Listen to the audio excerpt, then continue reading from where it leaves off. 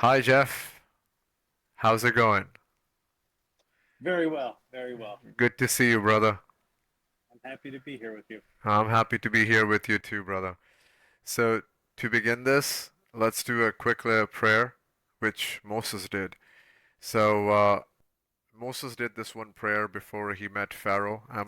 You are not Pharaoh, but Moses had some trouble in speaking. And apparently, when he said this prayer, it helped him speak with clarity. He said, "Oh my God, increase my heart for me, ease my task for me, let loose the knots from my tongue, so they may understand my speech." So, with that, let's begin. Amen. So, this here, the presentation I'm making, is about seeing all the synchronicity I have with Jesus to such a level in which you cannot really differentiate between Jesus or me. I don't That's want right. to be at I see Jesus to be a very supreme being, the way he's been presented to us all our lives. But what can I Of do course. when the synchronicity is just beyond comprehension? So this meeting is all about that. I've called this presentation "The Servant." I've written it by son of Esther because Queen Esther is my great great grandmother. We'll talk about that when we are making this presentation. And my name is Atif Bangash. Shall we begin, Jeff? Let us begin, Atif. All right, my brother. So the first thing I want to bring to your attention are these three pictures up here. These two are the oldest pictures of Jesus, and this is the most expensive one that was bought by the king of Saudi Arabia. I think King Salman currently owns it. Do you Oh, see? wow. Do you see the crazy thing is this is the oldest one? He Yeah, has a left eye problem in which the left eye is a little bit lowered. I see that. Here also, it's lowered and it's brown. And in this case also, it's lowered and it's brown, but if you try to look deep inside, you will see it. And here you see me. You know, I'm just starting off right now, guys. It's Uh, it's just the beginning of this madness. This not madness, but there, but it's there's a striking resemblance. You can't dispute what you see. you Not in know, this case. not in this case. The face matches the oldest image found in monastery of Saint Catherine. This is like somewhere around the I think 5th century or 6th century in Egypt, Saint Monastery in somewhere Sinai area. This Oh, one I do wow. not know where it exactly is, but it's got this A right next to it. Sometimes I wonder if it's that Alpha or my name's first initial, but that's just a stretch. That's a stretch.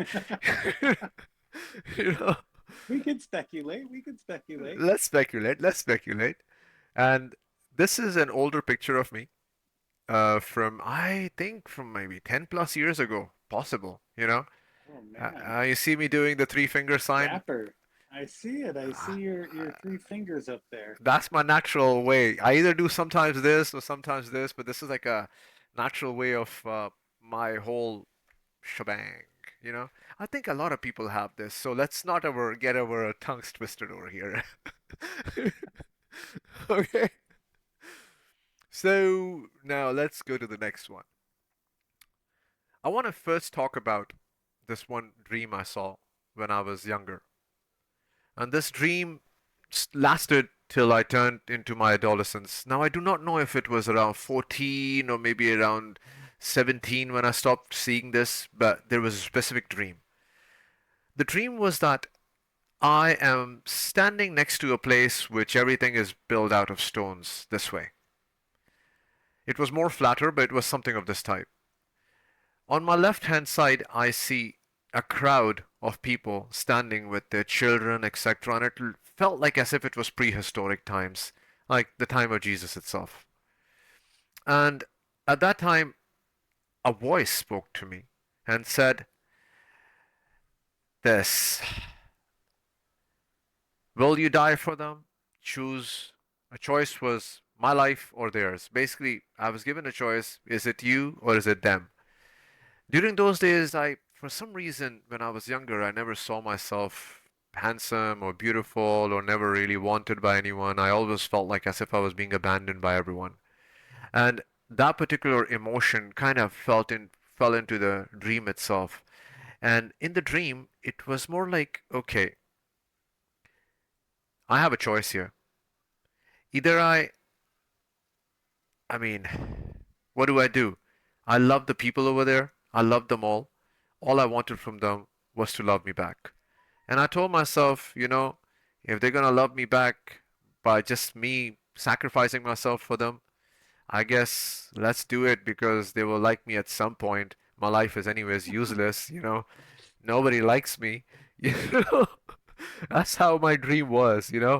And then what's crazy is when I talked to God, I'm like, God, only on one condition. The condition is this, that I will do it only if you forgive all these people. And in my heart, I didn't say it to God, but I was like, please, please like me too, guys. Everybody has a little ego at some point. You you have know, to like, you have to want to feel liked and loved, and that's what God's there for. yeah, I'm like, God, please like me too. And then, it felt like I was being taken away. But when I was being taken away, and I felt like some strike like I was struck, but I didn't feel no pain. I felt euphoria. Yeah, And I felt euphoria, and quite honestly, after that, I do not know what happened. Like as if I don't even have any memory beyond that. I tried to contemplate maybe I did have a memory of being taken and basically beaten up and all that, but yeah, I want to be authentic with it. I sometimes think that maybe that other part was inserted by my later on learnings, but it could have been a part of my dream. But I'd rather be talk about what I'm convinced of what I know and remember. yeah. So this is another dream I put out over there, which I saw somewhere around 2017 or 18. Uh, um, So fairly recently. should I speak about this dream? I just kind of put it out maybe for people to see it, or should I speak about it? I would like to hear about it. So this is a dream of hell and the hour. So what happened is I found myself in a desert place with a road, and on the left hand side I saw like a coal quarry that is going downwards, like as if it could spiral all the way down, and it had a depth much, much deeper. But to go into it, you had to like go here and start going circulating downwards. Like over here, this is an image I took from this AI thing. I couldn't really have it make the perfect one, but it was a bottomless pit, but Okay, it had floors on Um, and like it the way Dante describes the Inferno, I how it's got the different levels. really I do not Yeah, know Dante's Inferno. that is a wonderful, wonderful text from the medieval times, I believe, and Dante describes the different levels of hell that you go to for sins. But he describes it as something that you spiral down into, and then the seventh layer is the layer that's reserved for the absolute worst, which is the pit of hell. Mm. Well, guess what? This felt like that spot itself, man. I am. That's chilling.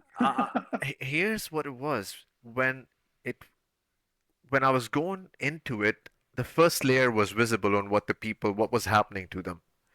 I kind of heard about Dante's thing, but I never knew about the levels. I never really read about it deeply, by the way. And hell is the least interest of mine. Yes, perfectly. That is a sound mind there. If you're not interested in hell, you're not going there, hopefully.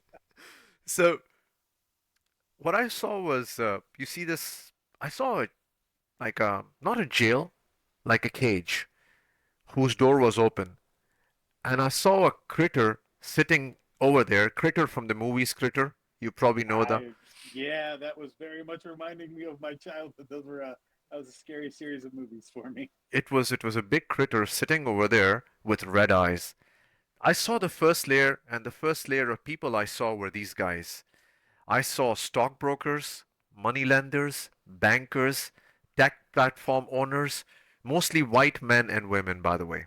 You know, Okay. they were naked in chains with hot water pouring on them. And they were dancing in a mix of joy and pain, losing their they had no control. They couldn't really understand what was going on because the pain was so much that they didn't really have a way to either cry or laugh or what should it be, you know? Just the superposition of life and death. And they were chained and water was being poured on them and steam was coming out. I'm like, okay, you know what? That's pretty crazy, you know? So I tried to go down. I wanted to go see the second level, but when I went down, when I was going down, this critter guy stopped and growled at me and said, you're not going in anymore down there, you know? I was like, okay, okay. I stepped back out. I didn't really want to go in. So on the right hand side, I saw two suns in the sky. And these suns represent two different entities, but it was a representation, at least at that time, it was like a shift of awareness. But let's say I know the meaning of that, but we'll talk about that some other time. But it talks, sun normally represents the coming of the king or the coming of the ruler. And there are two rulers. That's what it kind of signified. Okay. The Then Father and the Son. it, it it's something else. There is another individual involved in this thing, which I do not want to speak about his name yet because I do not want to get him in what do you call into the this because this thing could blow up. By the way, you know what we are Yes. doing right now, it could blow up. Like legit, I don't want him to feel like okay, he's been pulled into it, and he's a real entity right now in this existence. He's not a friend of mine, but he's a great individual. He's out there right now. He lives amongst us. He's a pretty super dude. So after that, a scene changed, and I saw a big clock like this. It says time is near. All right. And after that, immediately after that dream, I started having this crazy recurrence of seeing this number 33 everywhere. When I say everywhere, it's yeah, see, it started off in 2018. I remember I was putting it in there.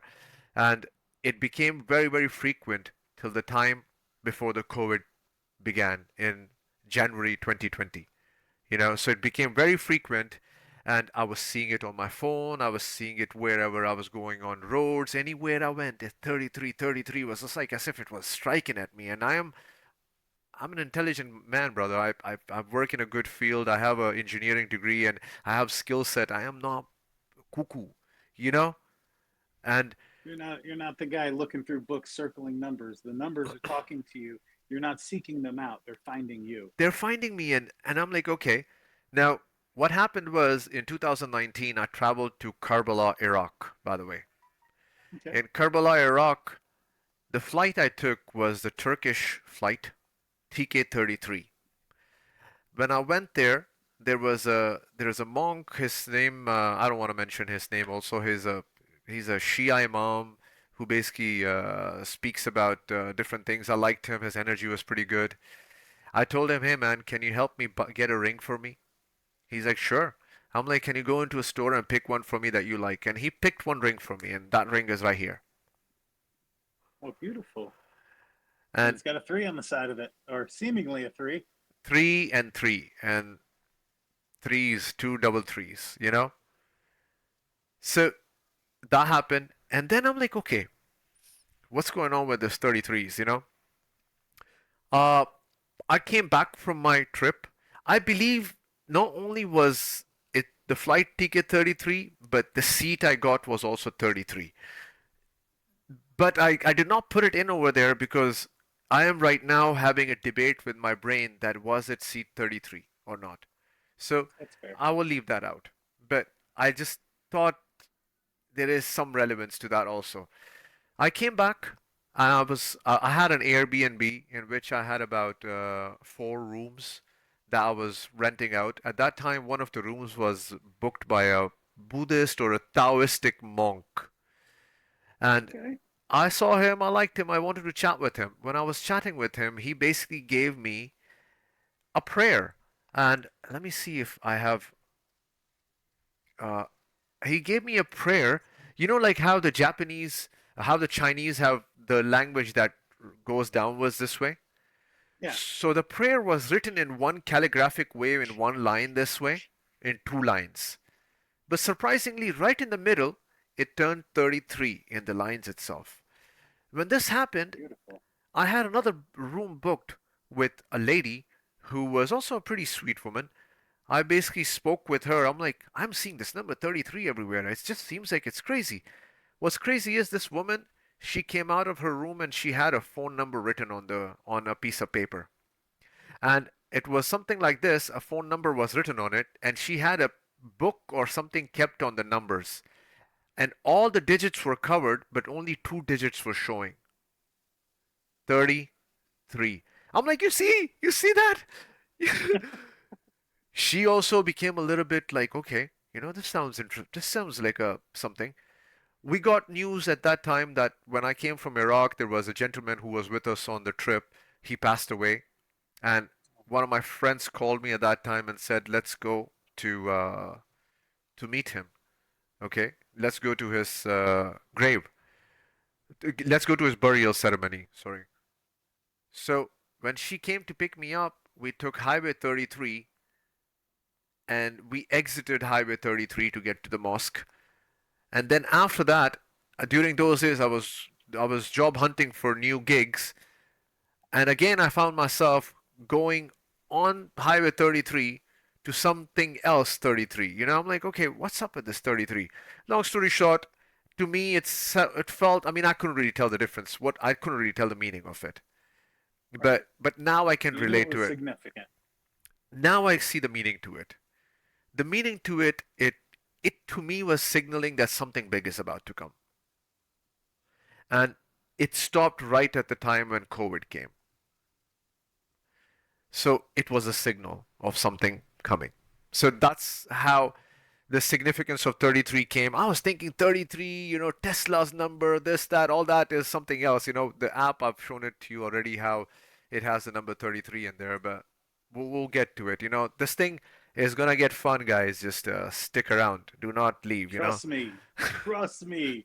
I'm like holding my breath because I know a little bit.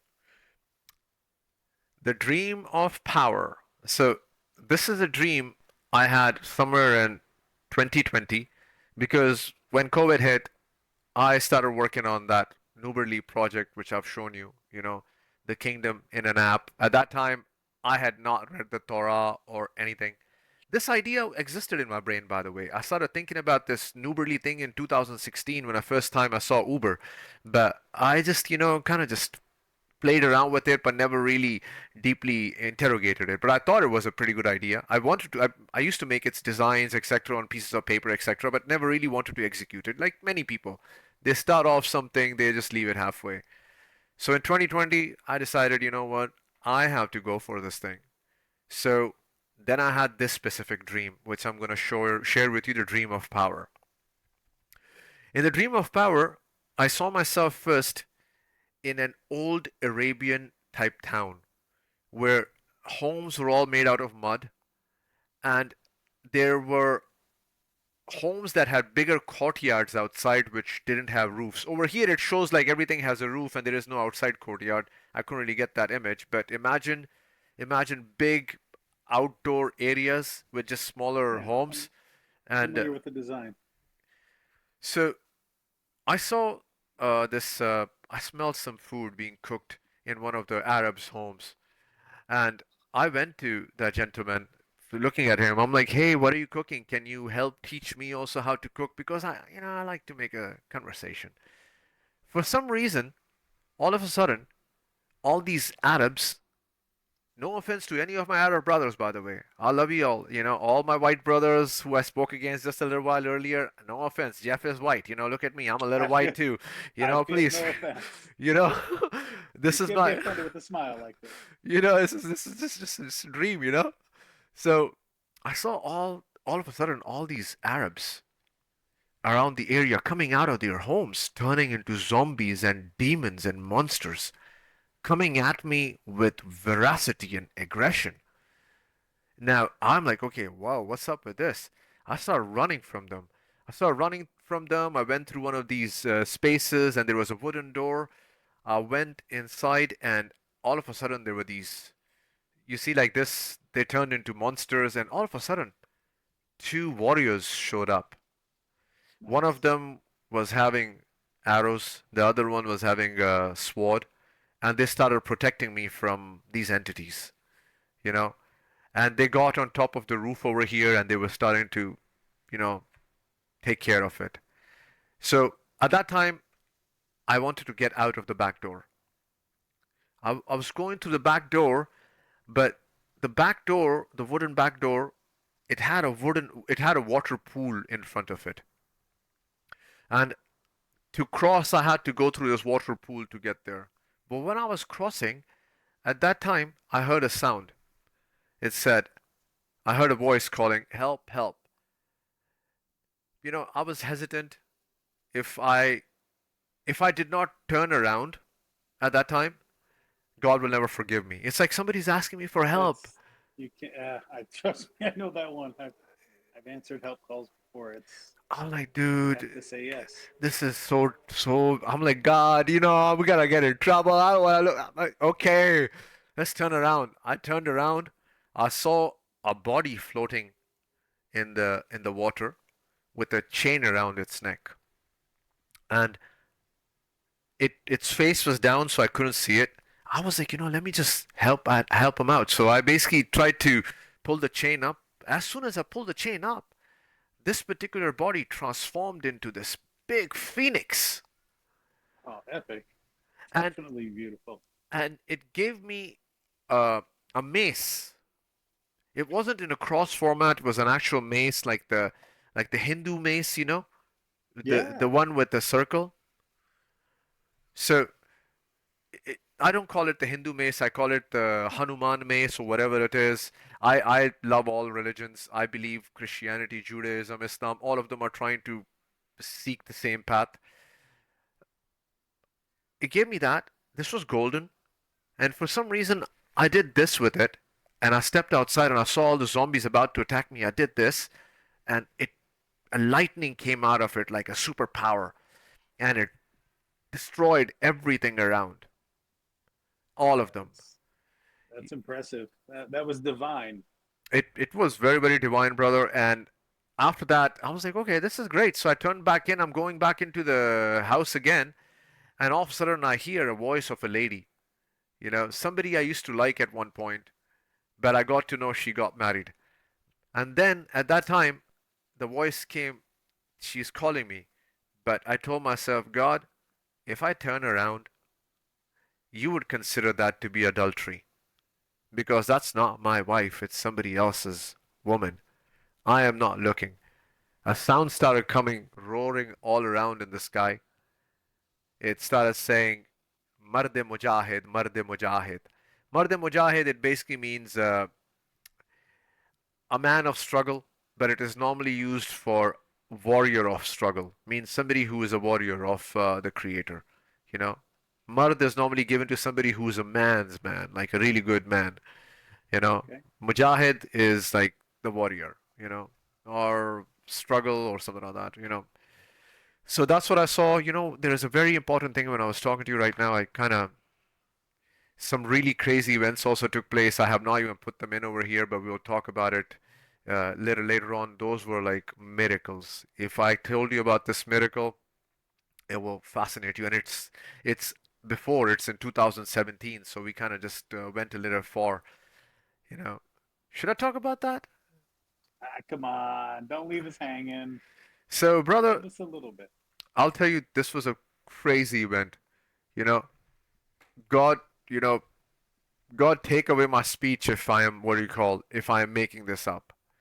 So what happened is I was living out in Brooklyn.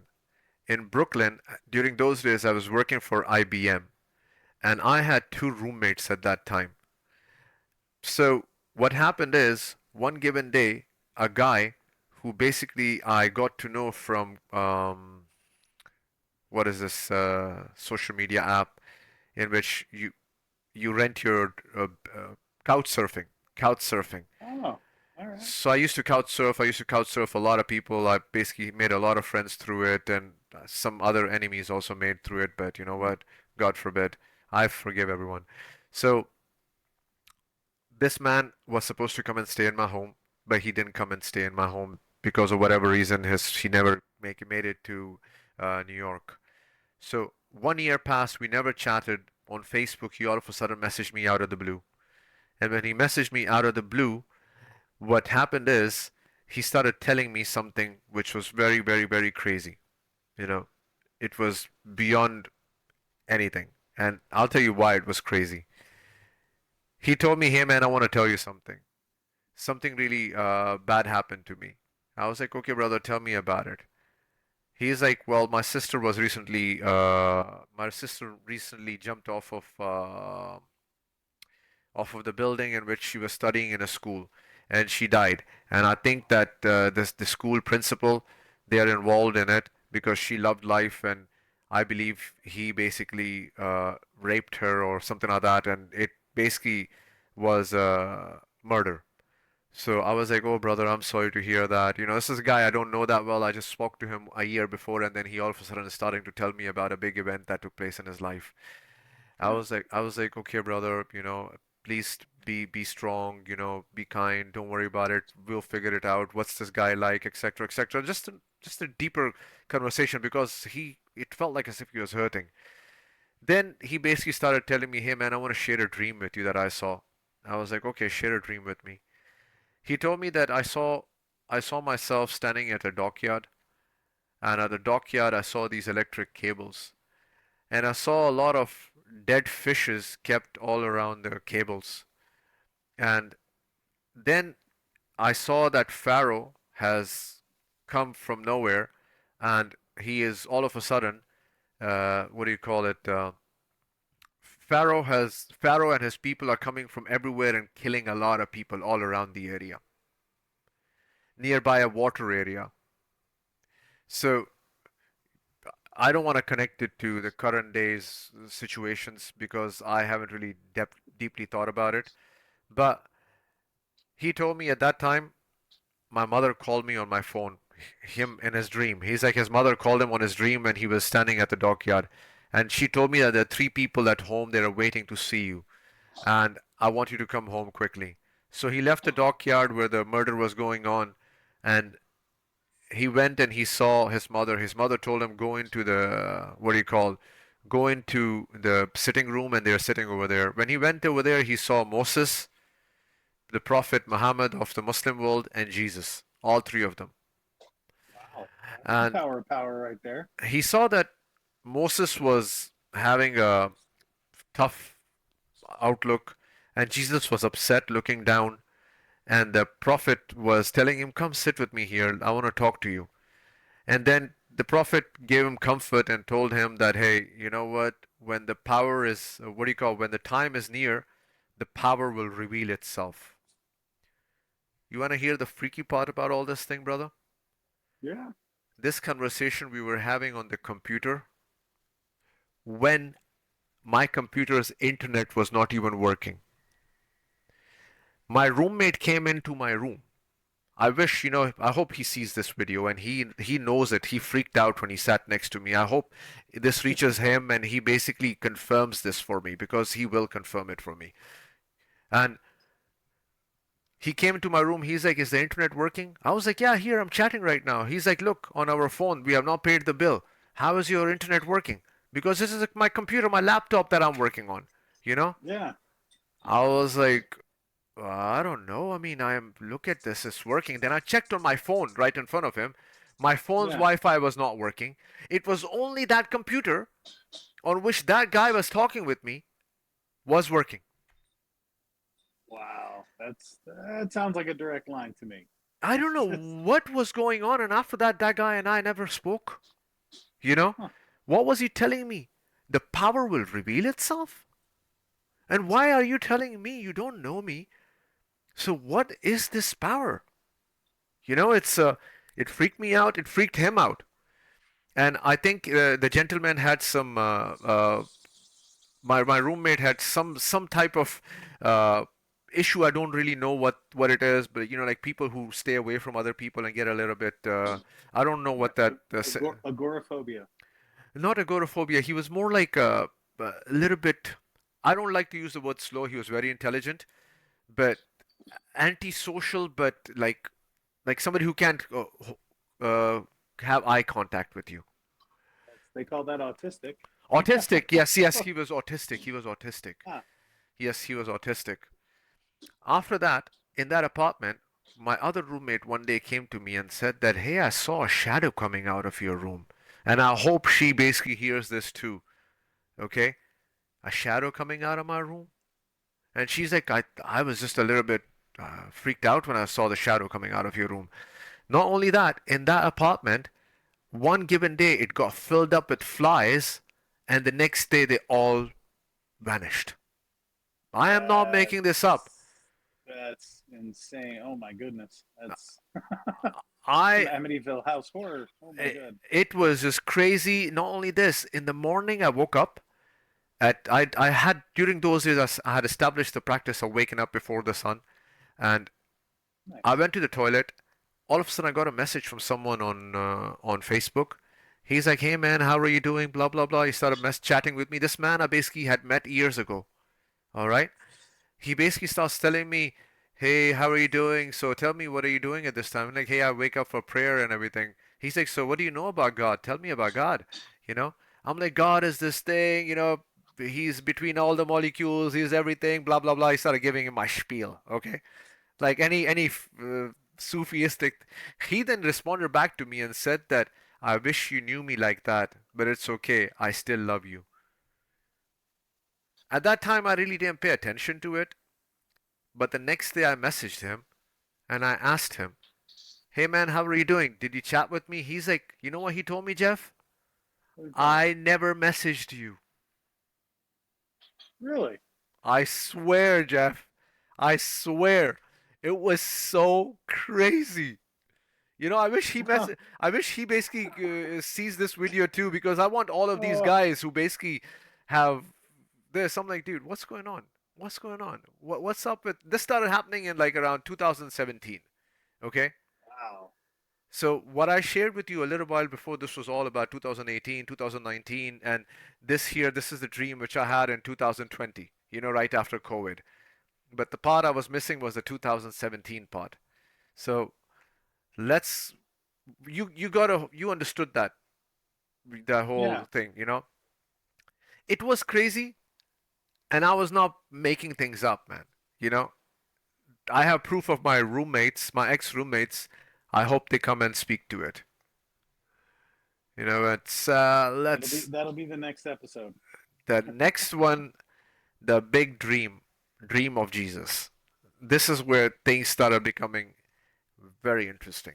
You know, during those days in 2020, I had recently found out that an ex-roommate of mine, with whom I used to do couch surfing and meet a lot of people, had created a defamatory website in my name, and I was not aware of that website at all. Thank God. You know, I mean, you don't need to see that. Oh, that is horrible. so he created a website in my name, atifbangash.com, and he put my pictures and he lied about me in all types of things that you can imagine. He told me he said that he said that I think I'm a prophet. I swear I never spoke to him about this at that time. I had no Yeah. idea about it. The only thing which I had a discussion with him at that time was that he was so evil, he was so manipulative, that I told him, "Man, I am better than you any day." That is the only person I have That's ever said to him that I'm better than you. You are a pathetic man. In front of you, I'm an angel because you are that evil a man. That is swear to God, that's all I ever told him. He created a. I don't want to go into. You know what? God forgive you, man. You have a very tough lesson coming for you, brother. Just absolute and a long life.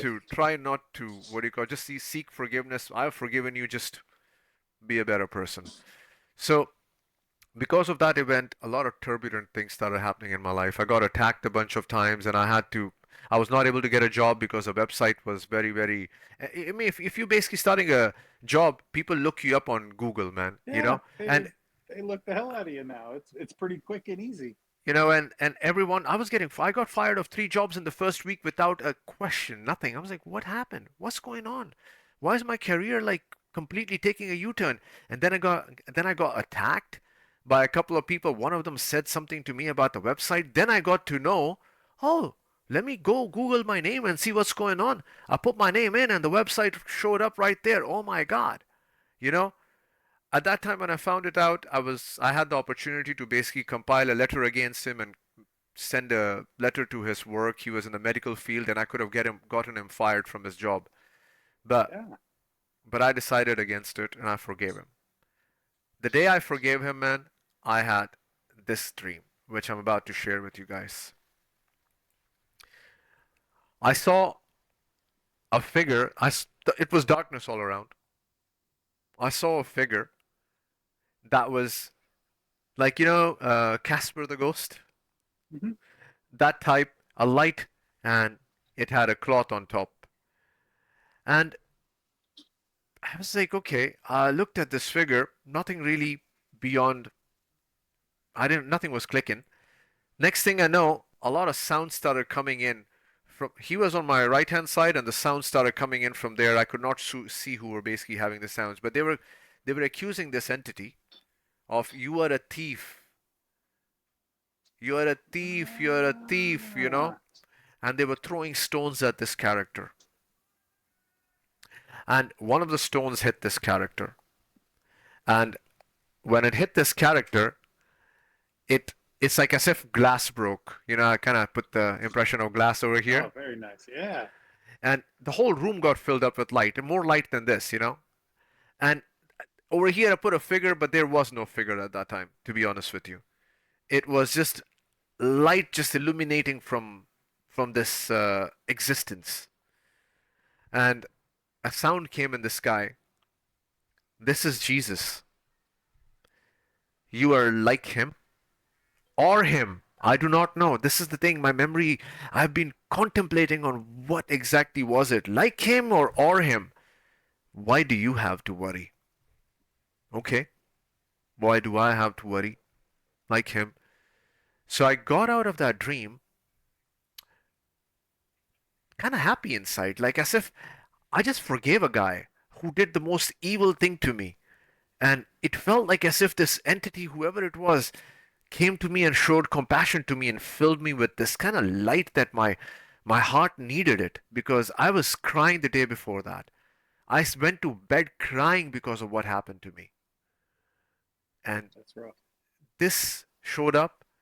I swear, man, it was the most difficult time of my life. And then right after that, I started having this spot just appeared on my hand. It's very Like small, a yeah, like a stigmata. very Oh, small. I see. It says stigmata right there. And normally stigmatas are supposed to be like this big thing over here. But who really has a stigmata? If we don't, I tried to look it up. There is none. But these two showed up on my hand, and they're permanent. You see, it's Yeah. here, Oh, definitely. and oh man.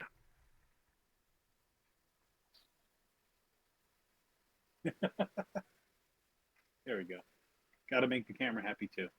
So it appeared from nowhere, and they don't go away. This feels like as if a wooden something has gone into it, and it's just like a permanent something.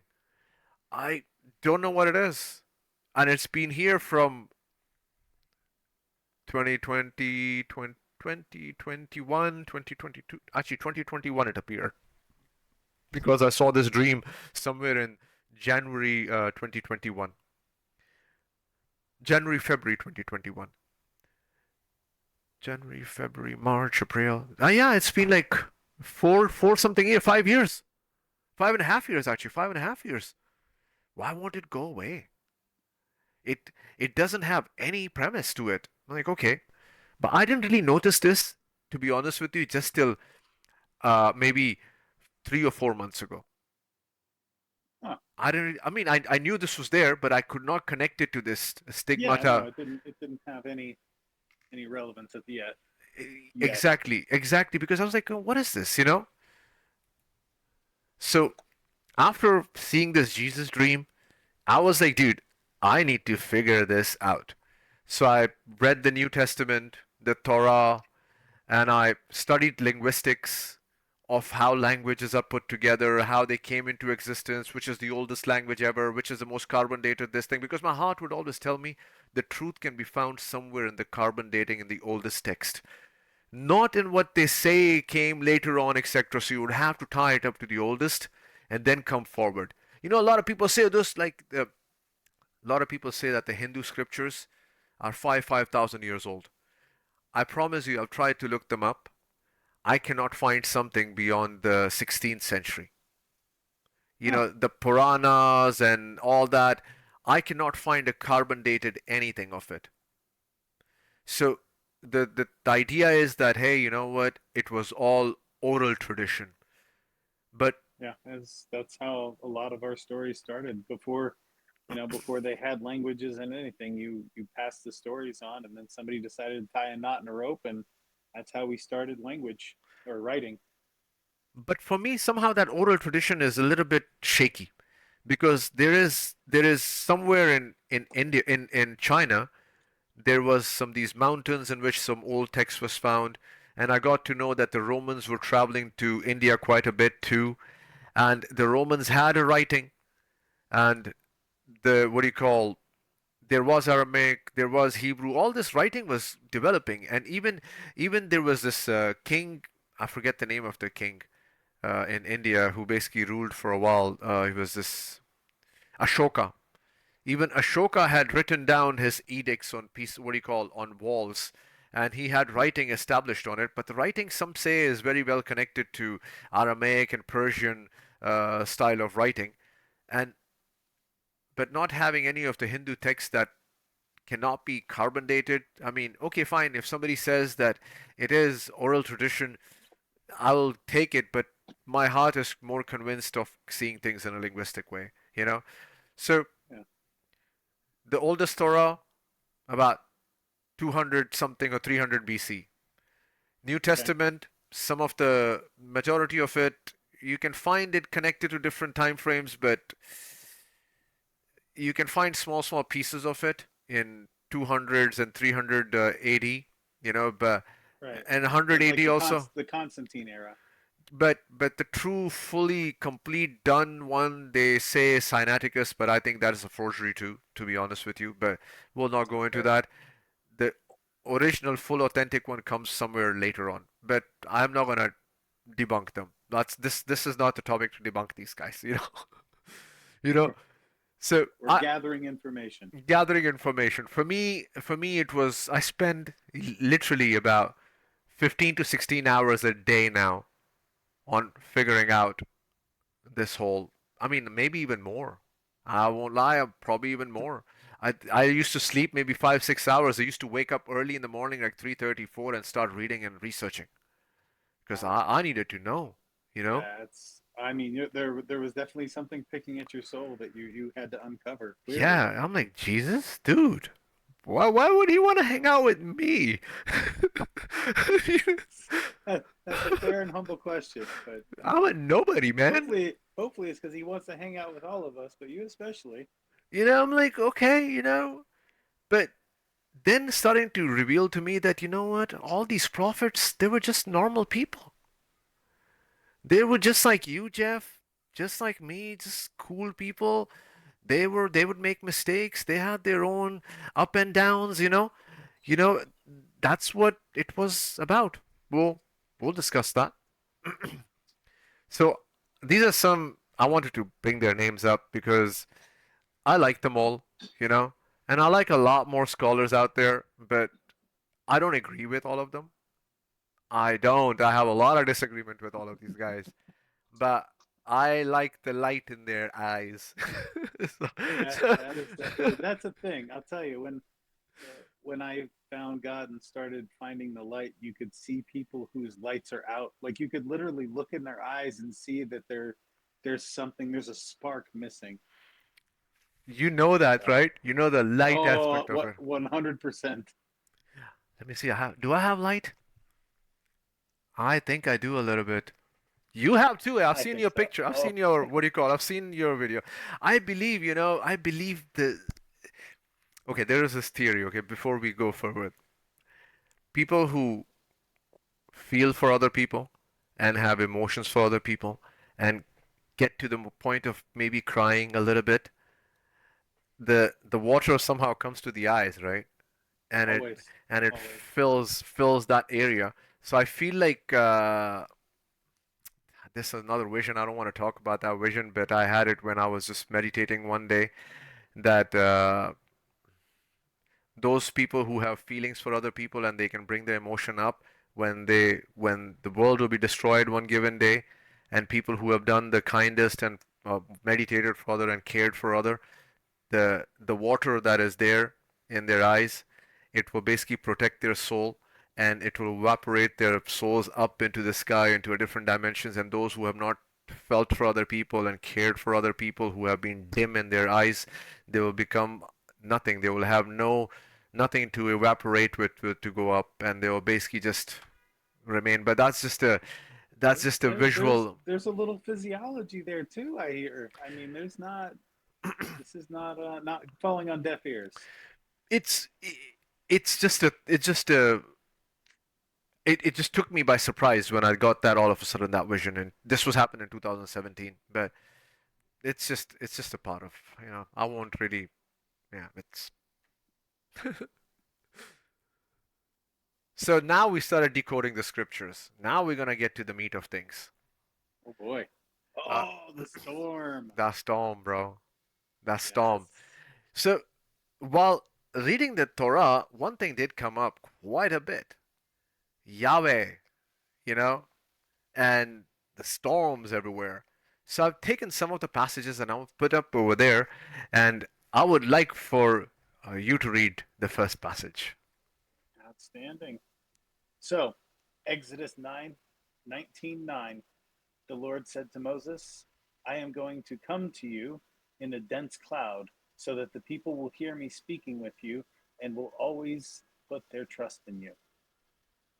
Then Nahum 1:3. The Lord is slow to anger and great to power. The Lord will by no means clear the guilty.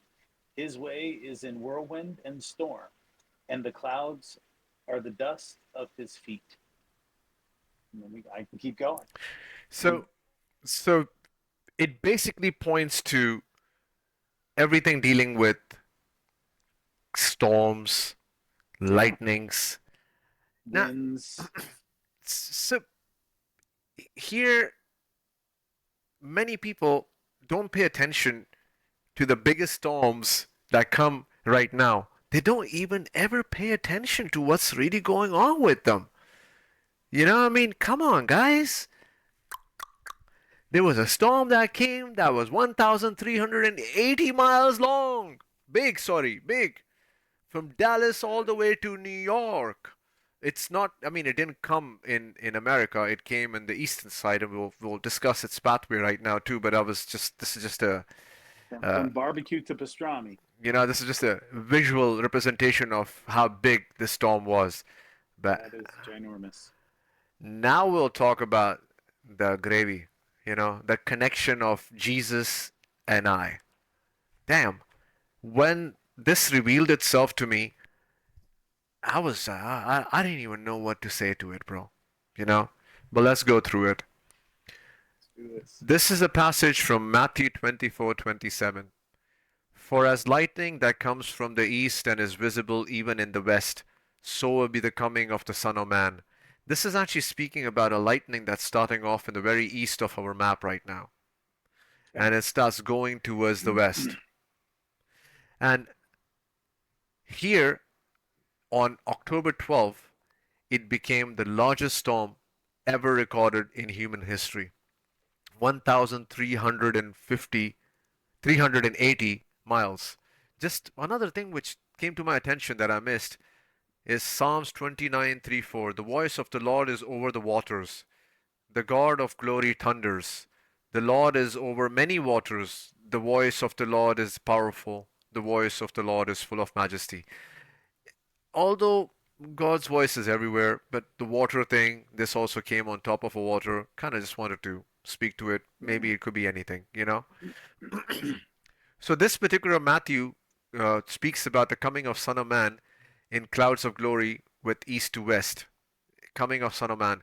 Crazy thing is, I was born on October 12th, right here, on the exact Ah, same dot, right in the middle, right in in the the middle. precipice. Same thing, and here's the next passage we'll talk about. The thing is, this storm was called Tip, and my name is Atif. And the crazy thing is, it's a 50% match in name also. But not only that, my uncles and my cousins would call me Atipu Atipu. We have like this thing in our language. We add the word pu tu to the names, you know. Yep. So I used to get called Atipu Atipu. I'm like, what are the coincidences of being called this by the name of a big storm, you know? And this is gonna get freakier, by the way. Matthew 24:28. It speaks about wherever there is carcass, there the vultures or eagles will gather. So this 27 speaks about the storm coming, and it talks about, next thing it talks about death happening and vultures and eagles gathering. So this storm then went all the way to Japan, still at typhoon level. Okay, very big. It basically, when a typhoon comes, everything is darkened. Yeah. It killed 13 Marines over there. Marines are normally called the eagles because it represents America. America represents eagles.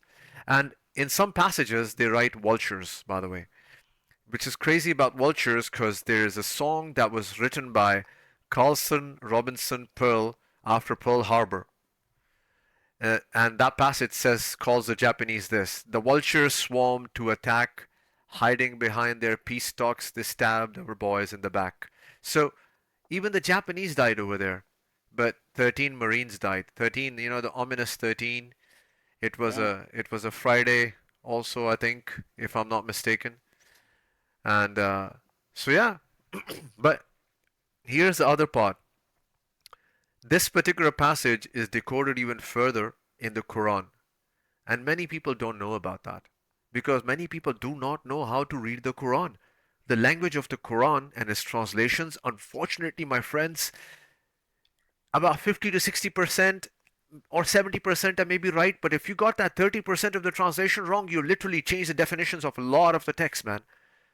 Yeah. A So, lot. It's linguistic. That's where linguistics comes in. You actually have to know the language to read it correctly.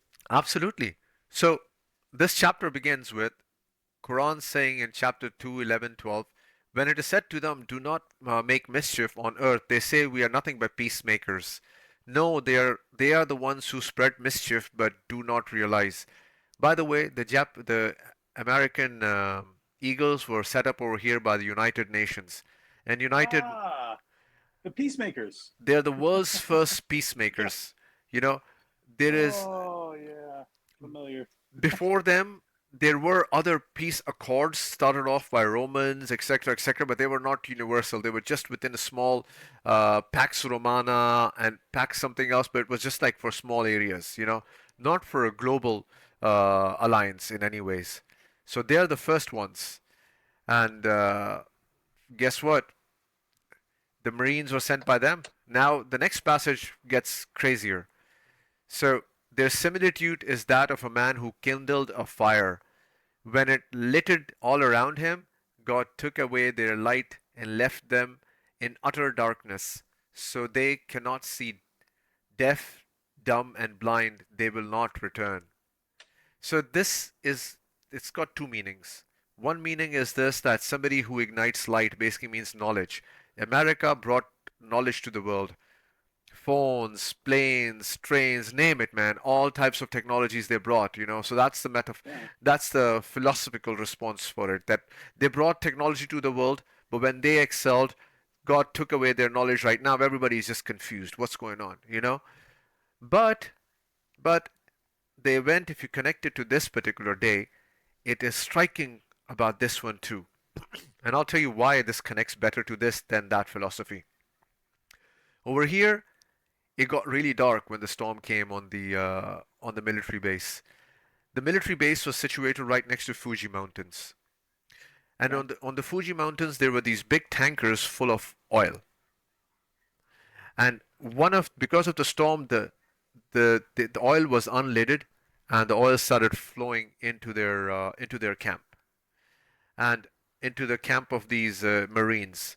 Because it was dark, although the storm came in the afternoon, 2 or 3 o'clock time, but because of a storm, it covers the sun and it makes it absolutely dark. So it makes it absolutely dark. At that time, the oil was floating on top of the water, and they had to turn on this kerosene. These kerosene lamps existed at that time. Right. So somebody lit a fire to turn on the kerosene, but instead of that, it ignited the whole camps on fire. And that is the reason why 13 Marines were killed, because the the the bases that ignited the fire all of a sudden combusted and a bunch of people died in them. But then the rest of them, who basically did not want to do this, something else happened to them. That's what's spoken about in the next passage.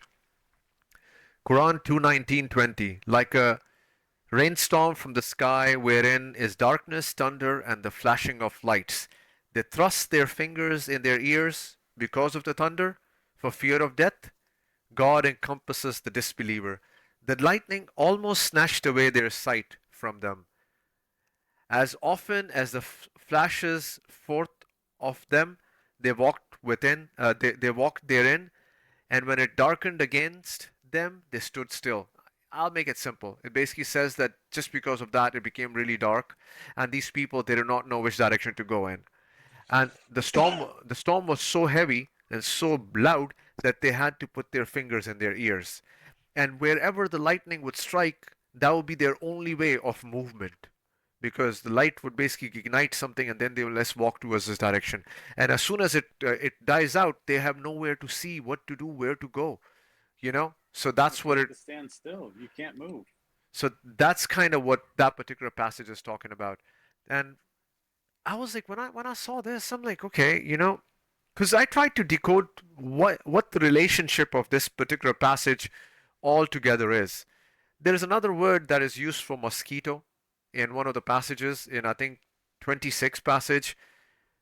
It's called baudata, but when I try to decode it, there is Aramaic word for audata. If you remove the diacritical markings from it, audata means in the return, but that's another thing, that's I'll have to do a video for that altogether about how a translation of the word that speaks about this as the return of Jesus or return of the Son of Man, has been mistranslated by the use of another word. Maybe I should pull it. Maybe I should. Where is it? Uh, 1 second, brother. No problem.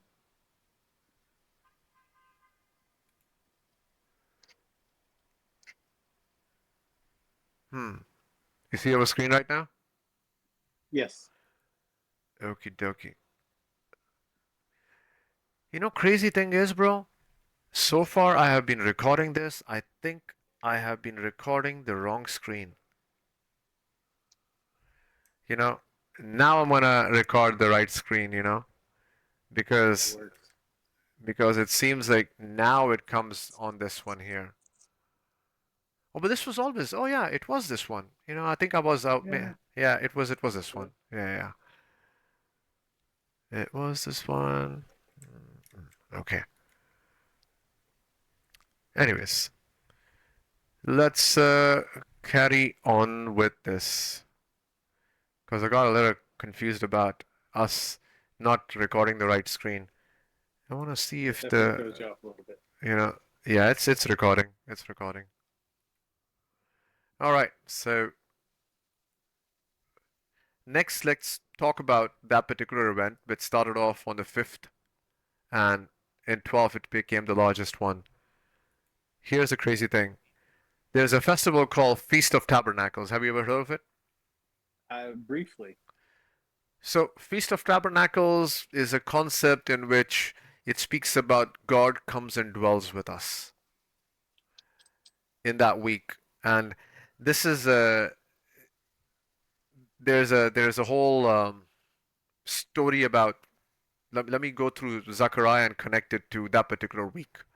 Zechariah says, then the survivors from all the nations that have attacked Jerusalem will go up year after year to worship the King, the Lord Almighty, and to celebrate the Feast of Tabernacles. What it's trying to say is the survivors from all the nations that have attacked Jerusalem basically means the current day events that we currently have. Once they're over, people are going to celebrate the King during the Feast of Tabernacles. The King is connected to the Feast of Tabernacles. And that event, which I showed you right now, it started off on the 5th and started going, it became the largest on the 12th. That was the 7 days of the Feast of Tabernacle itself. Okay. And there's another psalm in which one thing have David speaks to God. One thing have I desired of the Lord, that will I seek after, that I may dwell in the house of the Lord all the day of my life, to behold the beauty of the Lord and to inquire in his temple. The thing is, during the time of David, there were no temples. So it seems like it's a futuristic tone for this. For in the Okay. time of trouble, he shall hide me in his pavilion. Pavilion, in the secret place of his tabernacle, shall he hide me. He shall set me upon a rock. So this speaks of a future time when a temple will be built, where the spirit of David through his offsprings will dwell during the Feast of Tabernacles. David lives in a city built on rock. We know Jerusalem is also kind of built on rock. And interestingly, I live in New York City, which is built on a rock. Definitely on a rock. Big piece of granite. And the other thing which is unique about this October 12th date is even some scholars say that Jesus was born on October 12th, BC or BC2, I think, if I'm not mistaken. So John 1 for because he was born 2 years before the Common Day era, and he was born in what do you call it? He was born on October 12th, which was the first day of Feast of Tabernacles. And there are many examples of it, but I'll put one example over here. The Word became flesh and dwelt amongst us, tabernacled amongst us. That's what dwelt means. We observed his glory, the glory as the one and the only Son from the Father, full of grace and truth. It's basically speaking about the Word turned, flesh basically means he was born. Right. Yeah, Jesus was born. Here, dwelt means tabernacled. It refers to the birth of Jesus, which took place during the Feast of Tabernacles. Many other indicators are also pointing towards this month. There's a lot more. He was basically baptized also on, many say on his birthday, you know. And when the dove came from the sky and dwelt upon him, that's like God coming on the feast on that day to dwell in the temple of his heart. That's kind of a lot of different topics can be made out of it, but there is a whole lot of many others. I'll just shorten it. But Hebrew gematria, which is I think pretty interesting field in numbers, but it can be a little confusing. But let's say Yeshua, his Hebrew gematria comes out to 1, the first day of Feast of Tabernacles. My name's gematria comes out to the last day of Feast of Tabernacles. Why am I so connected to this Feast of Tabernacles? And my birth is on the 7th, his is on the 1st. And, sorry.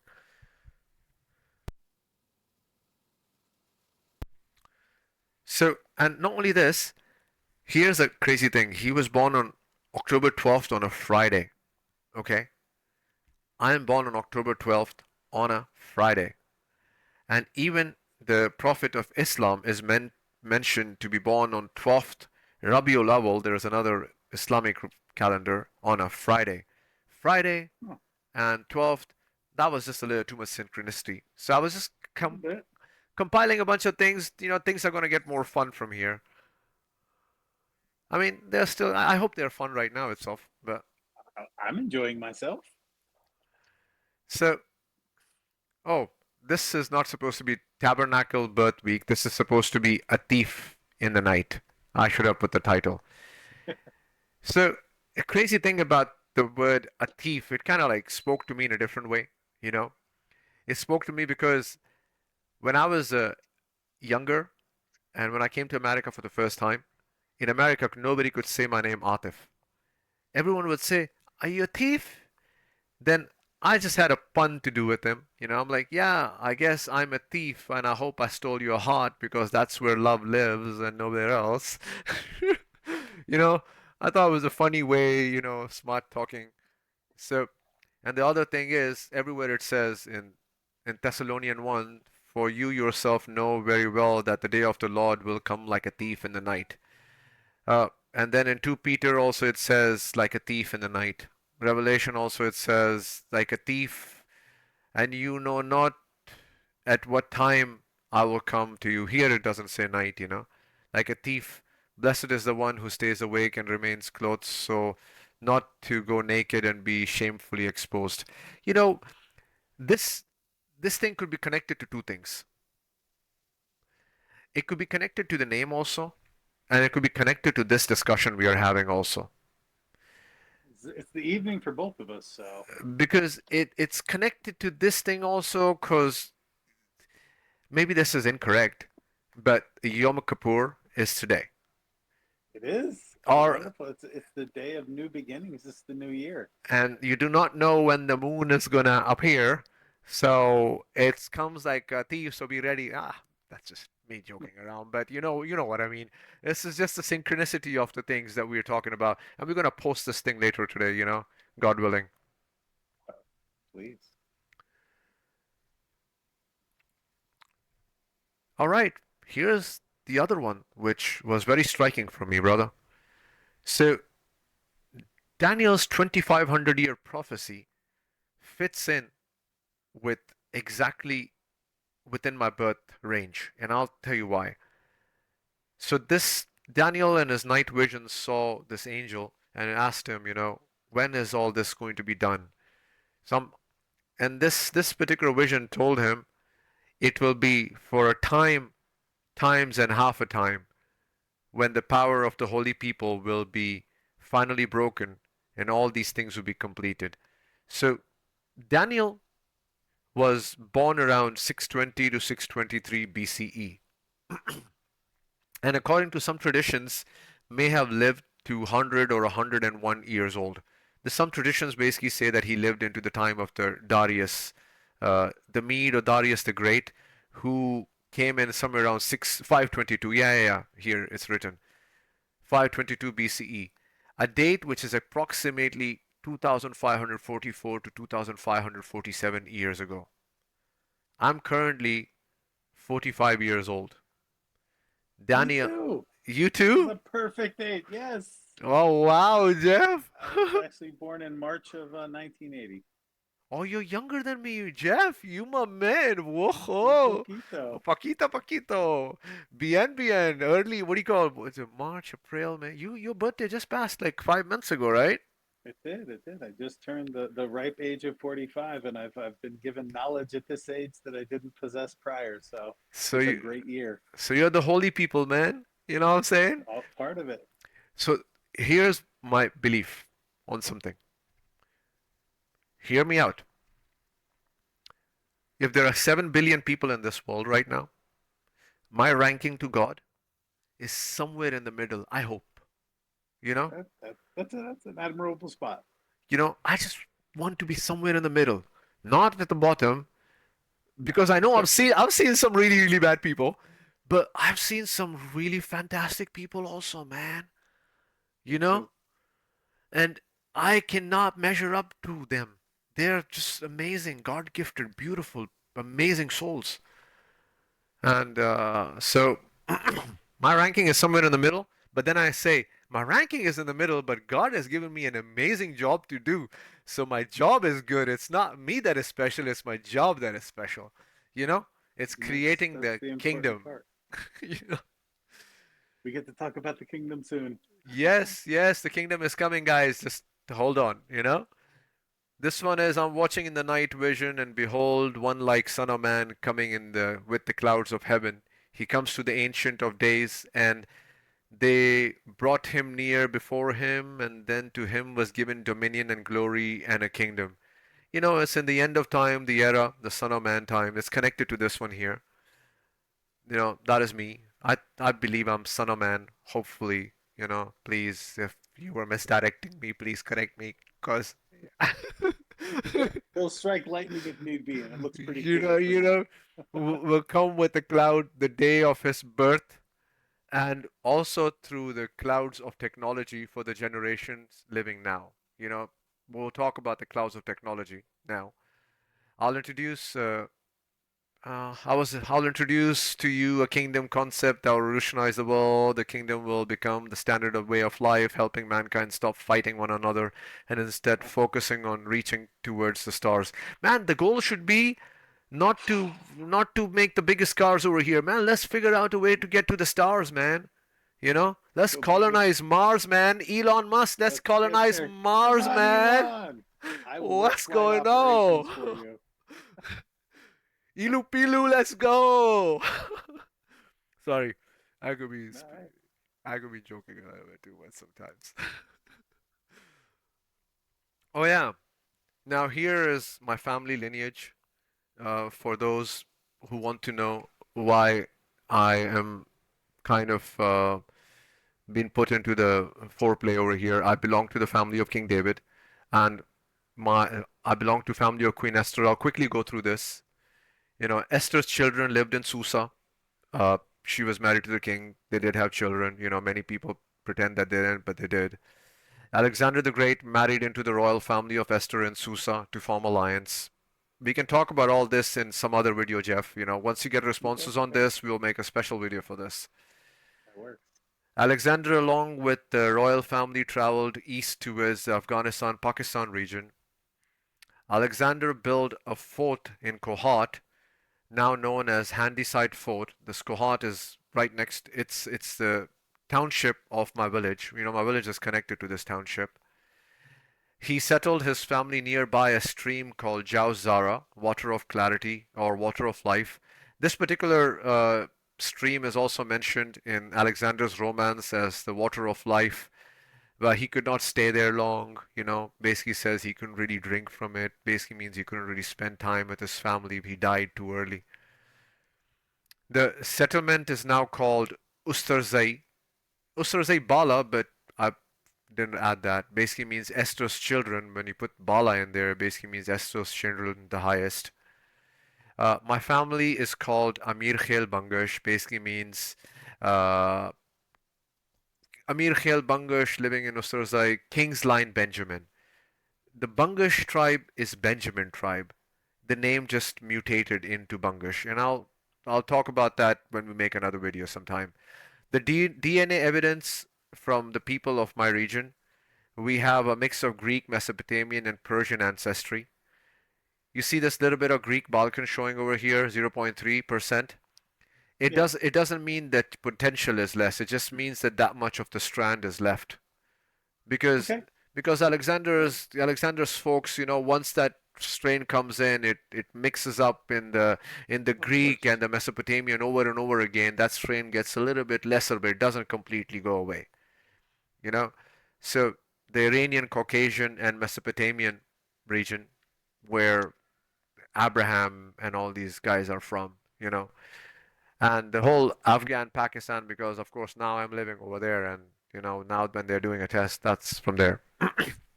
But here's the thing: the current day Bangash tribe of Pakistan is linked to the Benjamin tribe of Judah.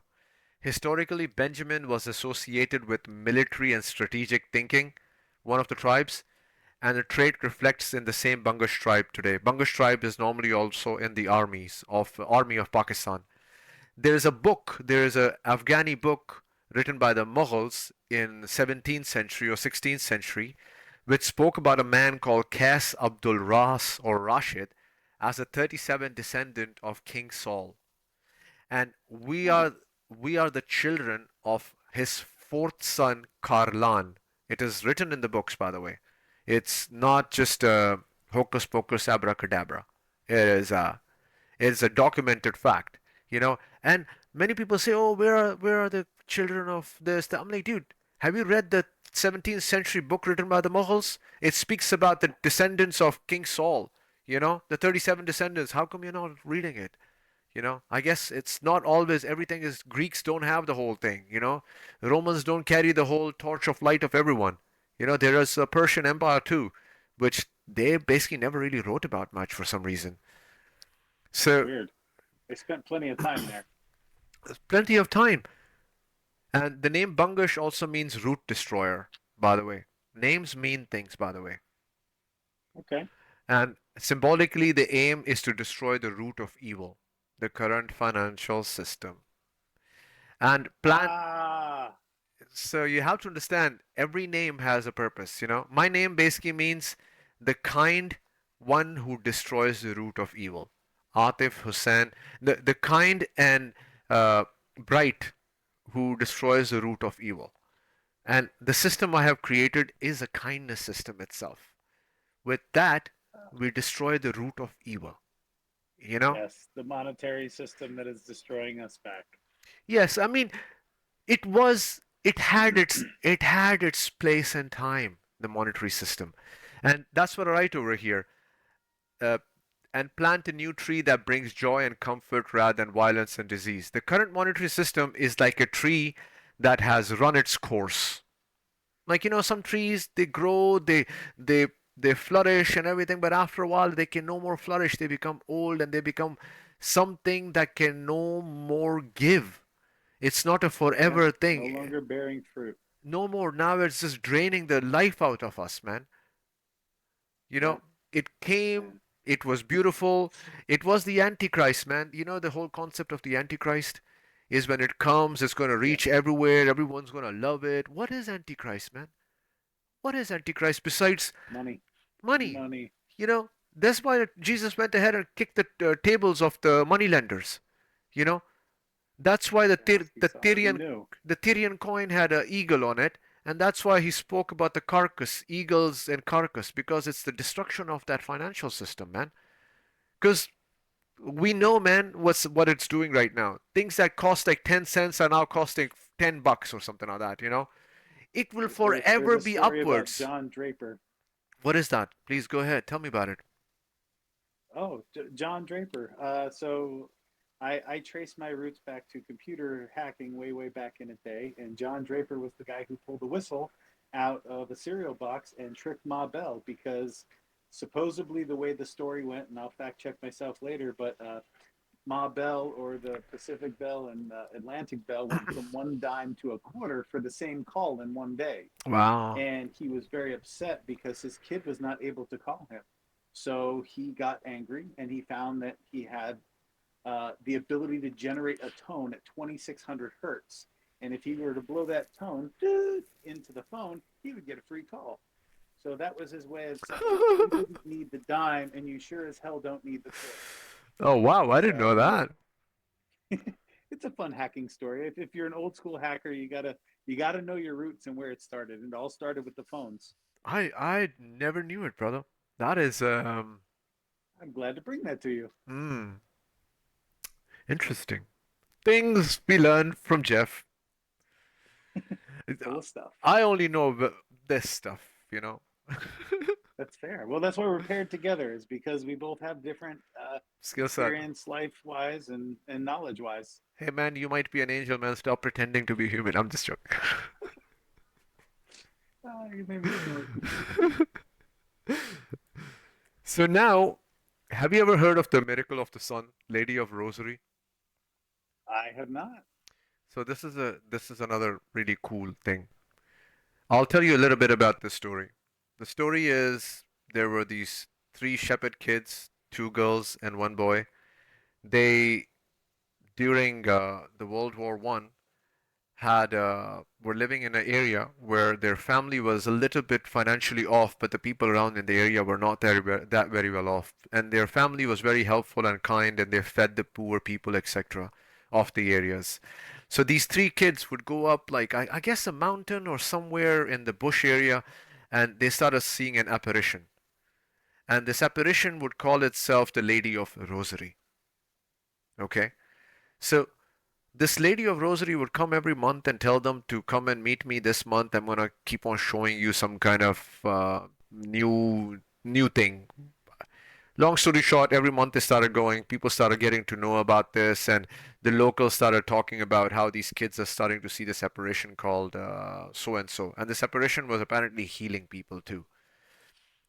So, long story short, this apparition told these kids that on October 13th, I want you, October 13, 1917, I want you to announce it to the world that I'm going to show a miracle to the world. And when these kids went ahead and announced it to the world was, getting, the news was spreading like wildfire. And about 70,000 people came over there. News reporters, atheists, just name it. Everyone came out there. So it was raining that day, and for some reason the rain stopped, and all of a sudden, uh, the sun in the sky started bouncing up and down, up and down. Yeah, This that would disturb me a little bit if I saw that. it started bouncing up and down because the miracle was needed to be seen by all of these people.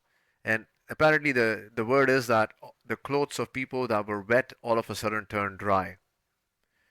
And then they also said that the sun was changing colors. That particular day, there was another thing, an apparition that was seen by the kids too. And it was this lady called Lady of Carmel holding baby Jesus. Very nice.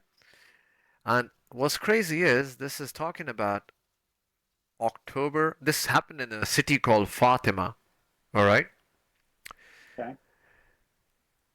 October 13th, Fatima. First of all, in the morning when it happens, that basically means it is connected to October 12th night because the Hebrew calendar thing, starts off in the night and Right. ends the Starts next in the day. evening. So it's that connection, but let's just simply say that connection is also just hypothetical.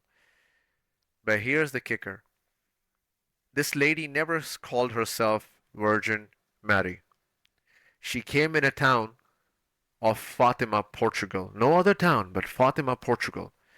Do you know Prophet Muhammad's daughter, okay, used to be called the Lady of Rosary? I did not know that. Her name was Fatima, and they used to call her Tasbih Fatima. Tasbih basically means Rosary of Fatima. And this is a passage from the Hadith books. Fatima said to her father, the Prophet, "O my father, teach me a way by which I will remember Allah." Allah basically is El, and recently they did find out that old Christian writings have also been writing the word Allah. So when when Christians fight over, oh, Allah is a demon god, oh, man, come on, guys, It's God. There is one God. It's very simple. please, I for mean, God's it sake, seems simple. please, don't leave all that, the division because of this reminds me of, the when everyone was building something and then they fell. What was that? Tower of Babylon. The Tower of Babylon, yeah, and And he what struck happened? everybody's tongue.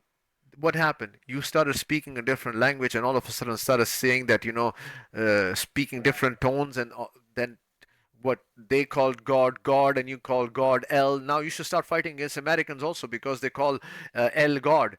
You know, God is something else. Yeah. Then that's what happened with you guys, man. Your tongues have made you. You get it, Jeff. Yep. You get it, right? 100%. Because everybody prays to the same God. When you say God, Allah, or Atif, or whatever you happen to say, you Exactly. are praying. It's one. It's one. Now, my mother's name is Fatima also. Uh, and my family is also connected to the Prophet's family. And there's a saying from the Prophet. He said, the Mahdi, means the Savior, Son of Man, or whatever you call him, will be descending, will be a descendant of Fatima. This was written in old books, man. I'm a descendant of Fatima. And here's my family line, starting from Imam Jafar. This is the Bangash tribe that I have, okay? This is a family line. I'm from the Karlani tribe, and within my village are the descendants of the prophet. But you know what happened?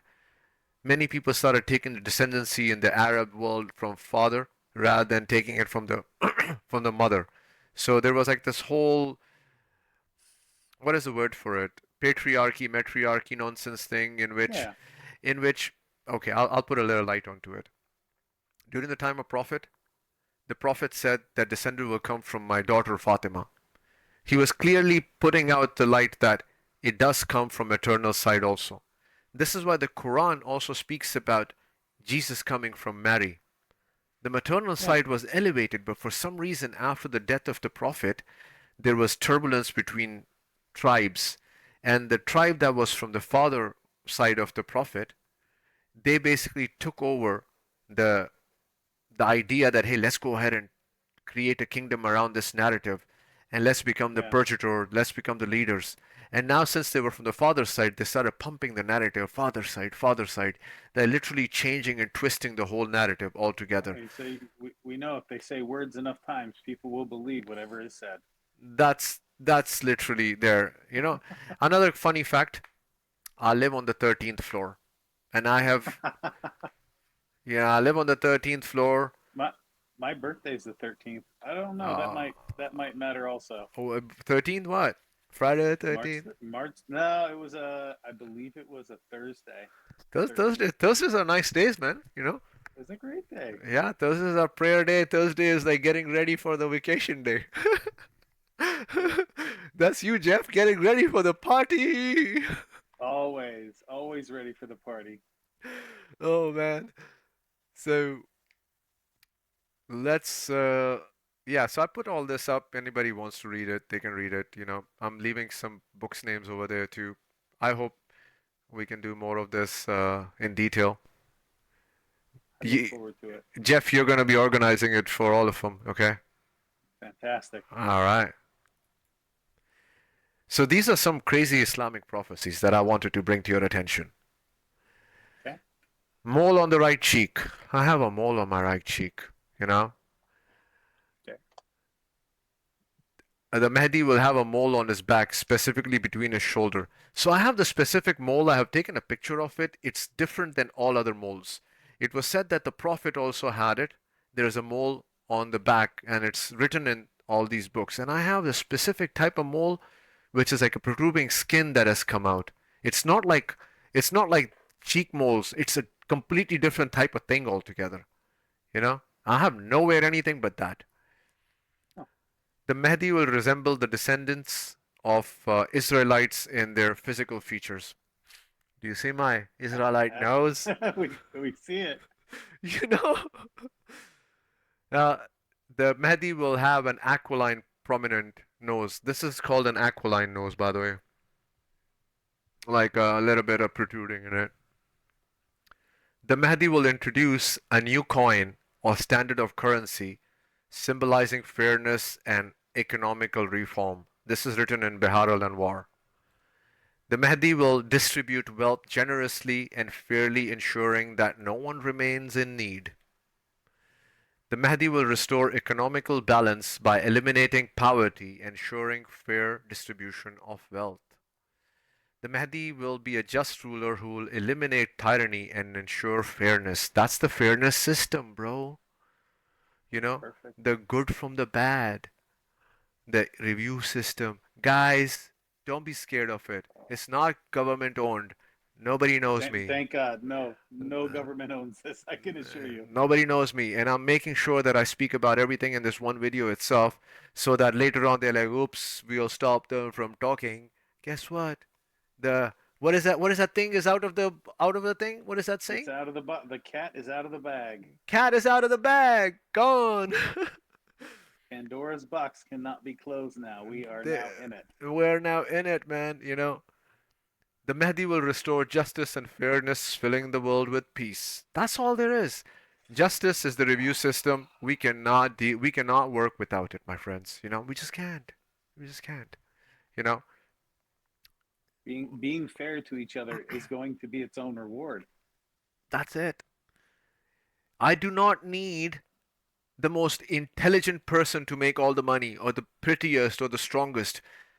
If the intelligent person doesn't have a good heart, he will figure out a way to make the most cunning systems to manipulate Yes. and Oh, take the wealth. What is this? What is the stock market?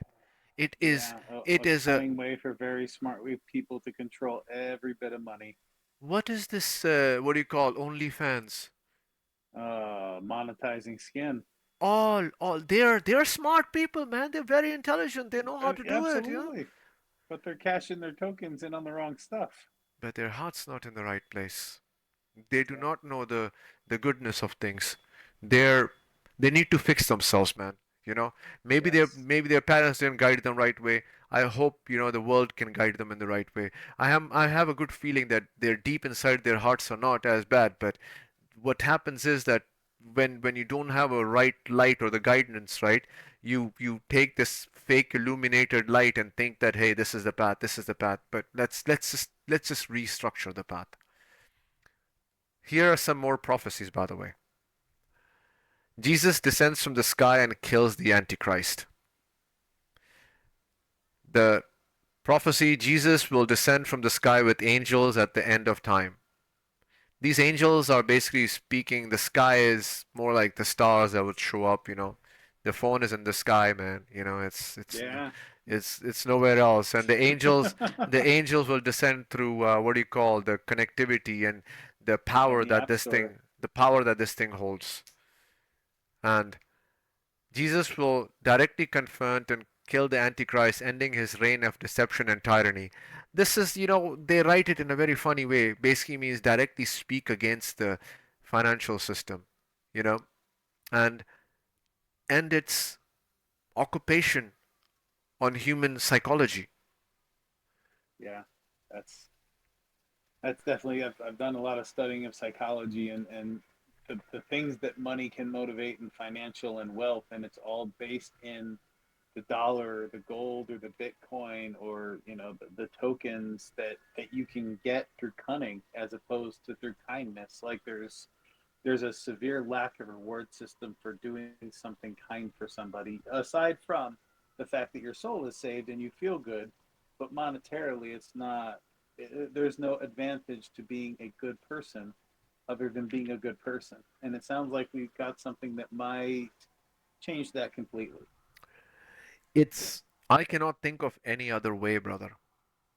There isn't. I've spent the last you've talked to me about this over the last couple of days, and this has been in my head nonstop. And I'm a systems analyst, and I can break everything down. And this thing it speaks to me directly because I was trying to code a trustless system that is based on positive intention. And I do work with quantum physics, and physics and intention and quantum physics do work together.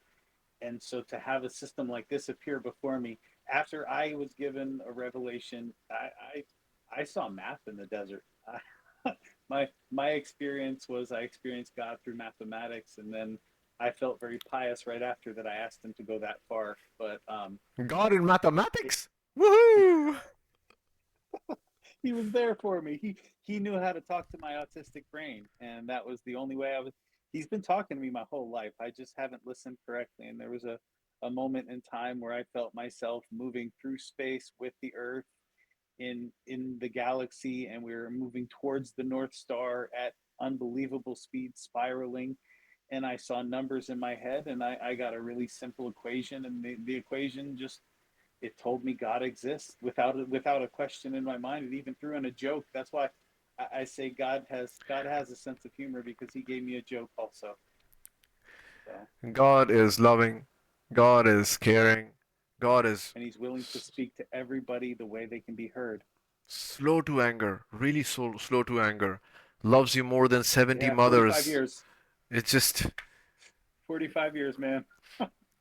you know, the this world needs to understand the compassionate, loving God and bring those values, in within God created in his us in his image, and that thing. I mean, we can talk about that image thing for forever, but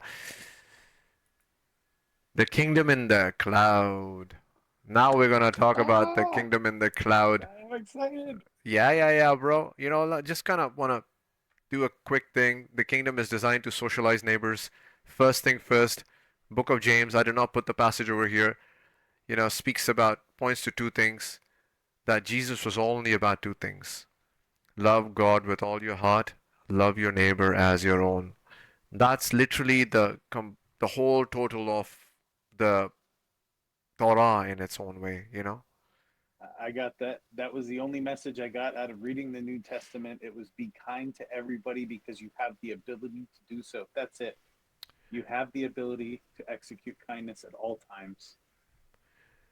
A kingdom built to revive the barter system. We need to figure out a way to barter smiles also, you know?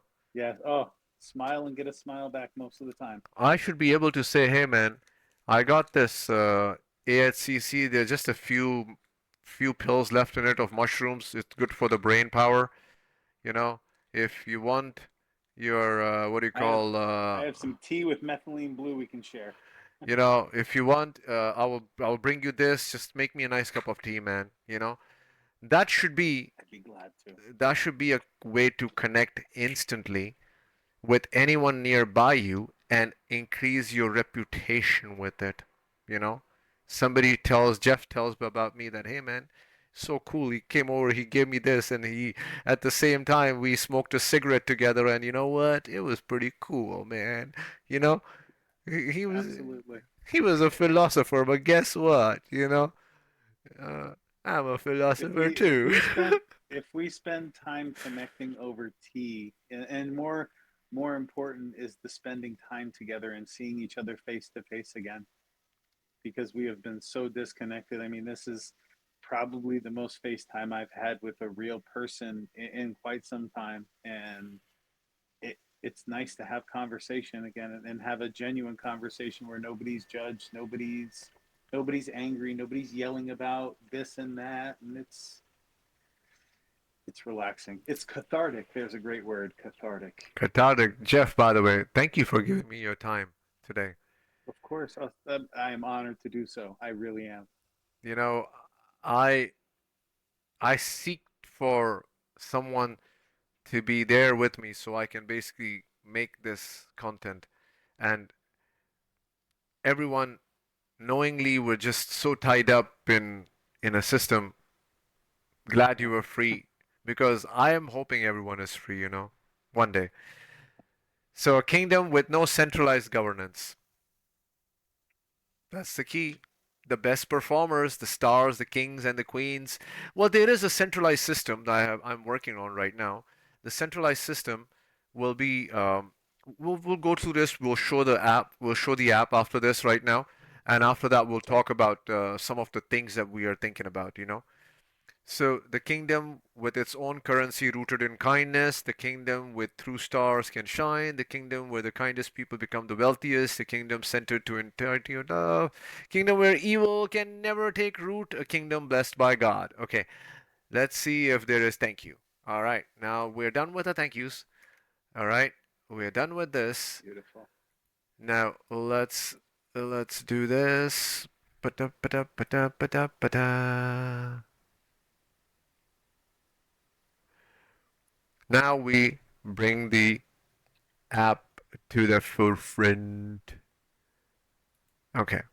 Uh, Perfect. I'm kind of working on it too, so please, it's a little junky wonky, so please do not mind it. Well, I see a lot of work right there, so You I know, know the amount of work that goes into making panels that look like that. maybe I'll just open up something that is a little more cleaner. That is okay. I tried to do the cleaner version. This is the onboarding and profile creation screen. Apply to anybody's post and chat and schedule an event. This is the create post, write post. But before we even do that, we want to show them what it is. So guys, this is this app it takes TikTok and it takes Uber and it combines them together and creates a marketplace of neighbors to ask for anything and offer anything. Perfect. That's as simple as it is, you know. And you ask for anything, you offer anything, you wait and see who can come and help you, and you connect with them, and you set up an event with them. You then, when it's done, you review each other, and the review increases your star power. That's in simple. Now let me show you screen by screen on how it works. Please. You know, this is that kingdom in the cloud, the Google Cloud Services and Amazon Web Cloud Services. Okay, this is the same kingdom spoken about by Jesus. We're going to talk about that thing. First let's talk about the kingdom in the cloud. When you download it, you'll see this cool little guy here. Reaching out to the star. By the way, this sign is of the kings of the past too. They had reaching out to a Nice. star type of thing, and the star is what there's a passage in Torah which speaks about star of Jacob would rise. So guess what? I am Jacob's son, and this is the star which will rise. you know. We're gonna. We're bringing it. We're bringing it. So when you open it, the splash screen shows up. Then it shows you this particular screen. It won't be somebody like with this. I should have put a better picture over here. It would be somebody like Tony Danza who is I'm offering coffee and I need a ride. Here it should be like whatever. And when you try to click Let's Connect, or try to engage with the screen, you'll basically ask, it will show you this screen and it will show you the things you can do plus as many things. You can help with handicap help, you can plan a house party, dog walk, farming help, help with cooking, exchange stuff. You can find a yoga partner, rent a room, do a chai talk like the way we were talking about it. You can That's awesome. you can basically think of whatever you can think of in which a neighbor could have an excuse to come and do it with you to build a reputation system. Do it. Just do it. When you click learn more, of course, it will show you everything that I think about the world right now and etc. But we don't want to go through that. It says grow your star power. That's kind of the intention. Grow your star power by connecting. When you do this, you'll be asked to create your profile, and you'll be asked, about you, your job, your social style. You like playing sports, watching movies, camping, blah, whatever. Your helpful ways, you like to give rides, you babysit. So you can just quickly do a smaller recording. And once you do a smaller recording and you click next, this is where the AI kicks in. And Okay. the I mean, first we upload the video.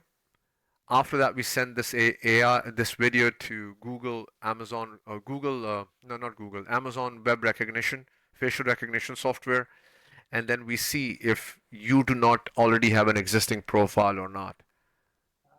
No doubles. No I like doubles, that. No no, scammers and spammers. no scammers and spammers. One Oh, profile, what a one, relief. one profile, one person. That's it.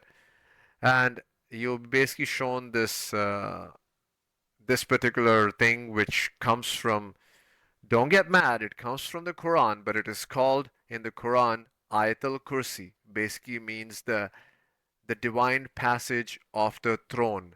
So, Jeff, can you read this? I Yes, I can. All right. Let's see. Divine throne of light, the ever living light, the one who sustains all that exists by its radiance. No shade of sleep or drowsiness touches its eternal glow. To it belongs every ray in the heavens and every spark on the earth. Who dares draw near or speak its presence except by its permission? It knows who what lies ahead and what lingers behind. No mind can grasp even a flicker of its knowledge unless it chooses to shine upon them. The throne of light spans beyond the horizons of sky and earth, bearing all creation, its brilliance never fading. It is the most exalted light, the greatest of all, that shines and ever will. it And it is continues. it's the divine light all around us, the light with which we are all born. When you're done with this, when it's confirmed, you're basically given an option to acknowledge and complete your profile. But if you Okay. say I have an existing profile, then you're basically put through what do you call, if the system found no, what do you call, no profile, and you say you do have an existing profile, then we ask you to go ahead and log in and tell us which email you're logged in with, and then we do a face match for you. So there's a whole system behind it, but we don't have to talk about that, you know. Let's say everyone will It's always get secure. let's say everyone will get a unique profile, and they won't have to worry about BS profiles. Oh, Whatever you that's say so to it, nice. the AI will go ahead and fill all this up for you. The AI will show you the home address here. The home address is never shared. Okay. Its purpose is for the future governing system and gamification only. Basically, if you give a Okay. home address, you're basically shown that hey, you're from New York or where you are, and we are kind of figuring out how do we want to create the admin abilities of the local neighborhood, and how do we give people who Okay. basically are the best performers the some kind of hegemony of the neighborhoods to help with adminning things, you know. But that's Okay. kind of what the The thing most is. helpful people are going to want to help. Yep. You can show your last location if you're active or not. Like if you're on the system, we show where you last logged in from, and we allow the map to show it, but you can turn it off if you want to. You know, Okay. you can basically, when you're creating a profile, you can decide who should view. You know, you can decide if women or men can see, what age group can see, etc., etc. You know, this is mostly because Nice. some women in some areas, like in Pakistan, who are from like the Muslim culture, they don't want men to see their profiles, and married women don't want other men to see their profiles. You know, so for That's perfectly fair. and once you're done with that, No, nothing to lust after. nothing to lust after. I mean. Uh, Perfect. I don't mind people dating on the profile, to be honest with you, but it has to be coming from an authentic place, And wholesome, a wholesome place. wholesome. Maybe even maybe offer a chaperone date, or No, there's I don't man, want there's a bunch of ideas. I don't want you to offer a date. I want you to just make a cup of tea. Make the event on which the other Oh, person there you go. comes, instead of trying to Oh, chat that's and then perfect. making an event of what, Oh, you know? you Come mean on. you mean the way it's supposed to be, where people are supposed to meet, connect, and then find out if they're compatible, not like feed their stuff into a meat grinder. more like more like you go online dating profile, and then you're like, hey, Oh, hi, hello, hello, and then when yeah, two person says yeah, yeah, yeah, and the next thing you know, where are we meeting for coffee? No, here you basically make a coffee. Hey, I'm going for coffee and I have this to offer. Whoever likes it, they ping you for that, and the that's intention is perfect. right there. So And the star power will reflect. yep, you know how can you help? You set up your categories. There are many, many categories. This is just a data sample, but there is like a ton of them, you know? And your general requests, like what do you normally request? So in case when somebody creates a certain type of thing, we can scan you out and we can message you. And once you've created your profile, you know, we show you the terms of use, and we give you the 10 commandments that are the new commandments of the system, bro. All right, am I allowed to read these for us? Yes, bro. Awesome. All right, let me zoom in here. Kingdom rules. Would you make it a little larger? There we go. Perfect. We are one. We are kind. We are modest. We are polite. We honor our parents and elders. We are protectors. We are loyal. We are generous. We are truthful. And we do not envy. Oh my goodness, this sounds wonderful. Preparing them It's for it, right? uh, you're priming them to be good people as they enter this. So the people who don't want to participate are going to be people who just aren't willing to embody goodness. And this will separate the wheat from the chaff, as they say. Week from the chaff. Yeah, And I remember you saying that last time, and I think you basically set this up. Yeah, this is what you said.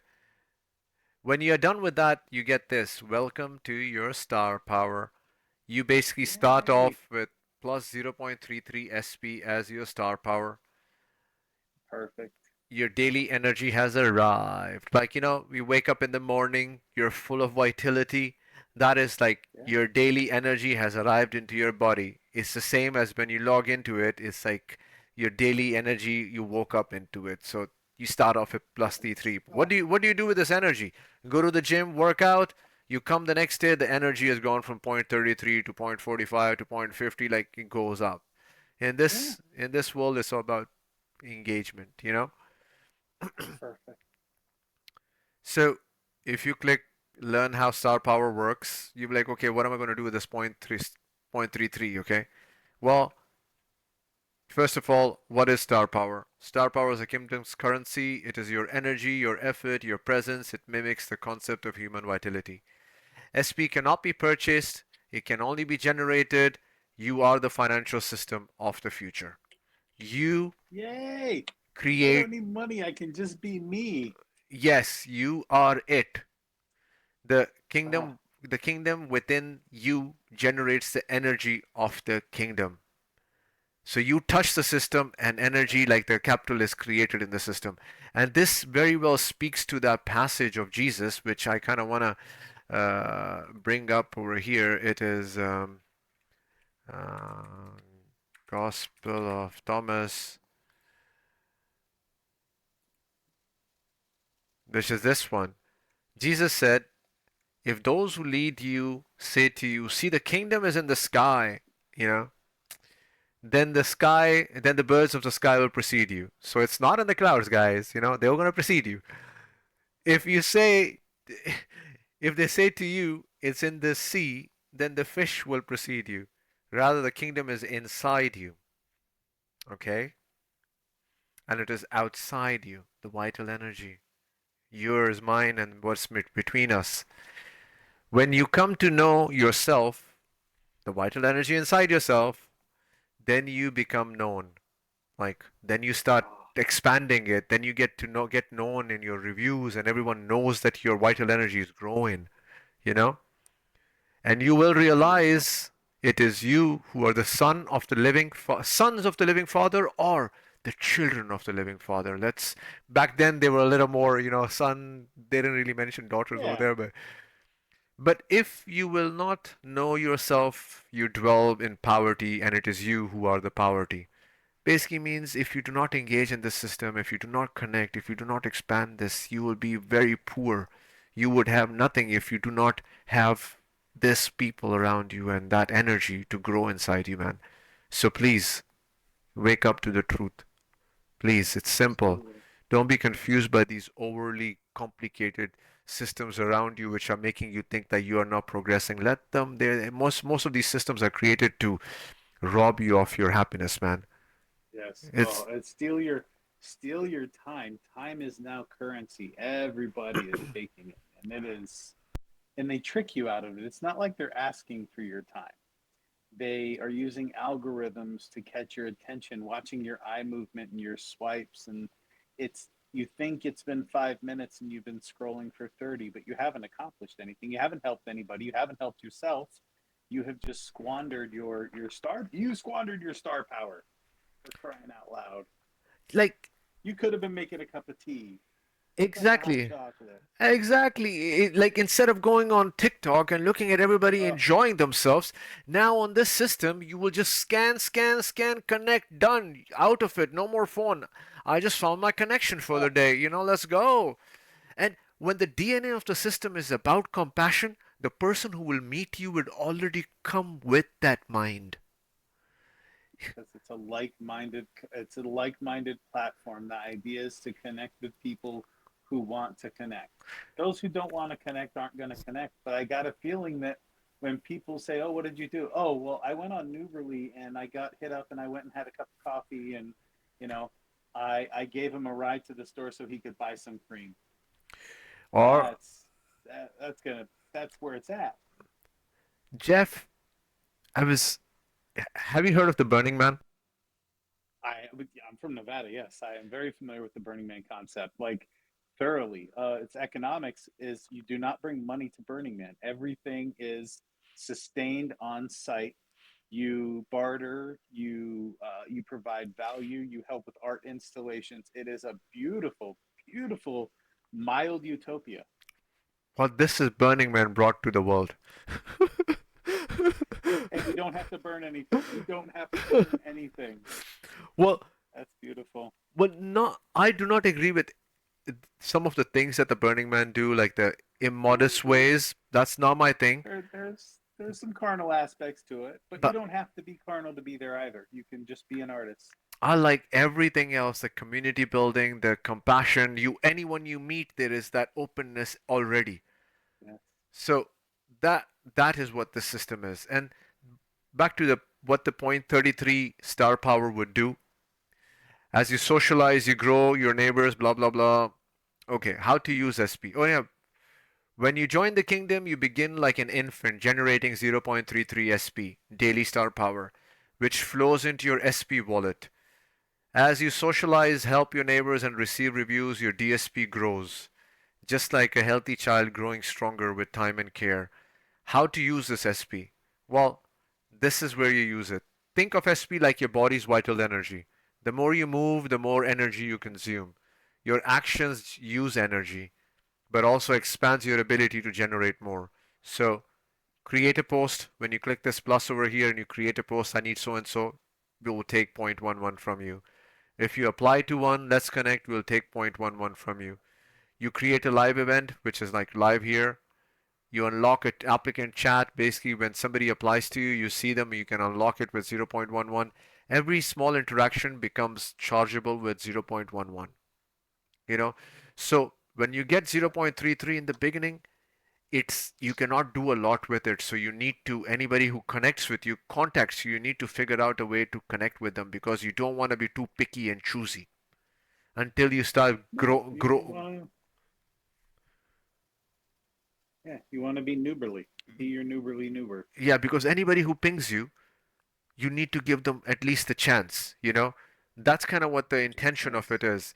If you're a beautiful person, you think you're gonna get like 10 people messaging you, you're gonna be picky, all that is taken out, man, because you're not gonna be able to purchase this coin, man. It's Yeah, unpurchasable. this is not for sale. If you want more, you better go work for it. And Yeah, smiling and being pretty isn't going to reward you. nothing. It's not gonna reward you. It's not gonna reward you. So I have created a whole list of things here which can be used for, and guess what? You can give a tip also. You can trade. I mean, if in case your star power increases, you make like 30 a day.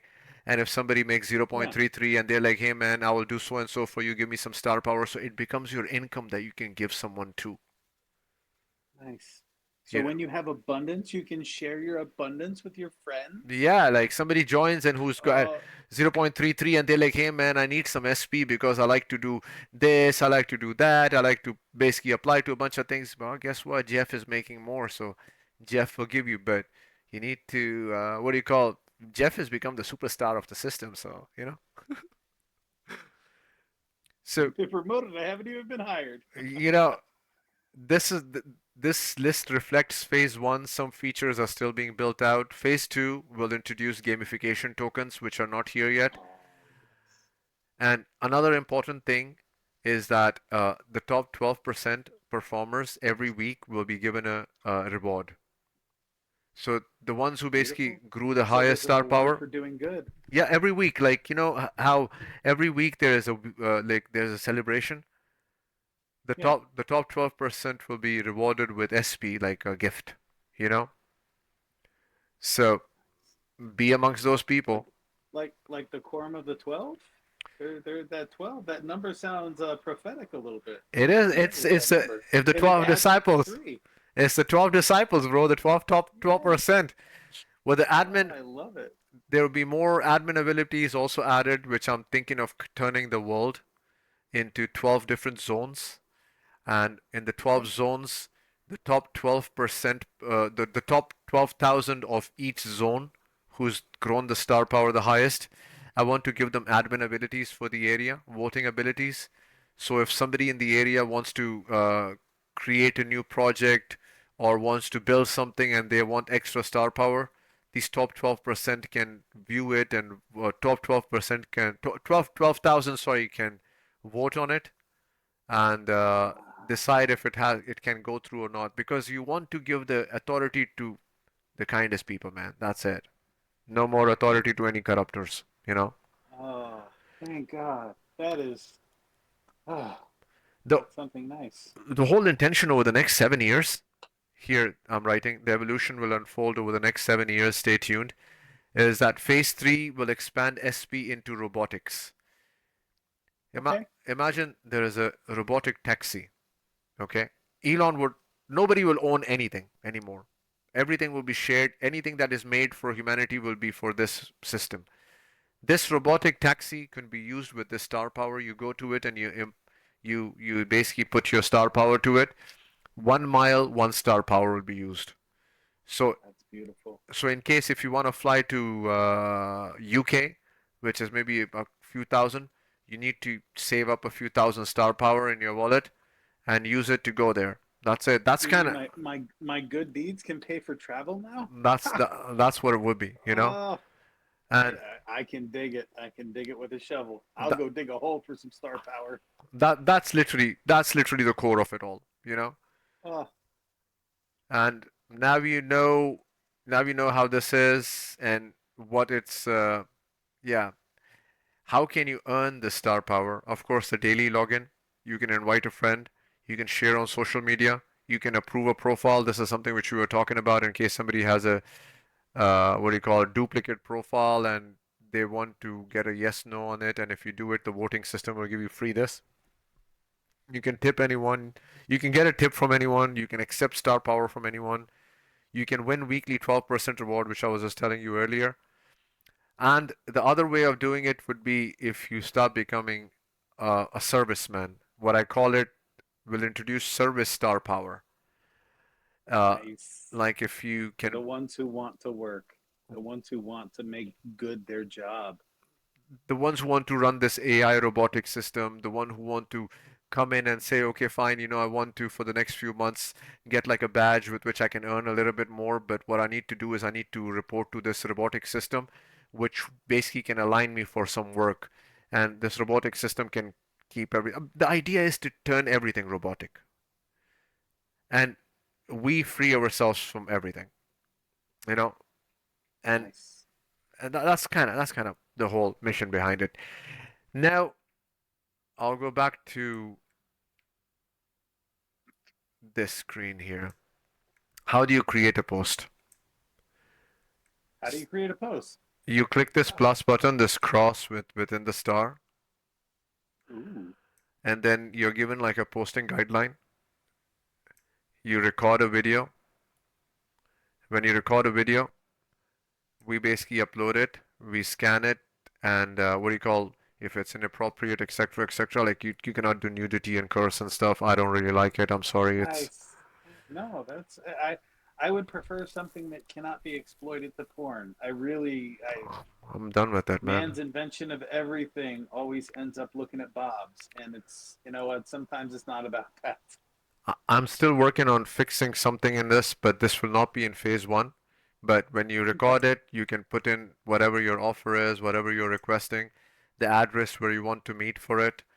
Uh, Tag urgent if you want. This is something else which I don't have it now, but I'll do it later on.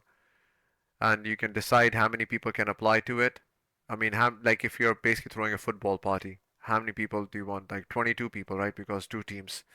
Who can view if you're creating something that can only be seen by women, you can do that.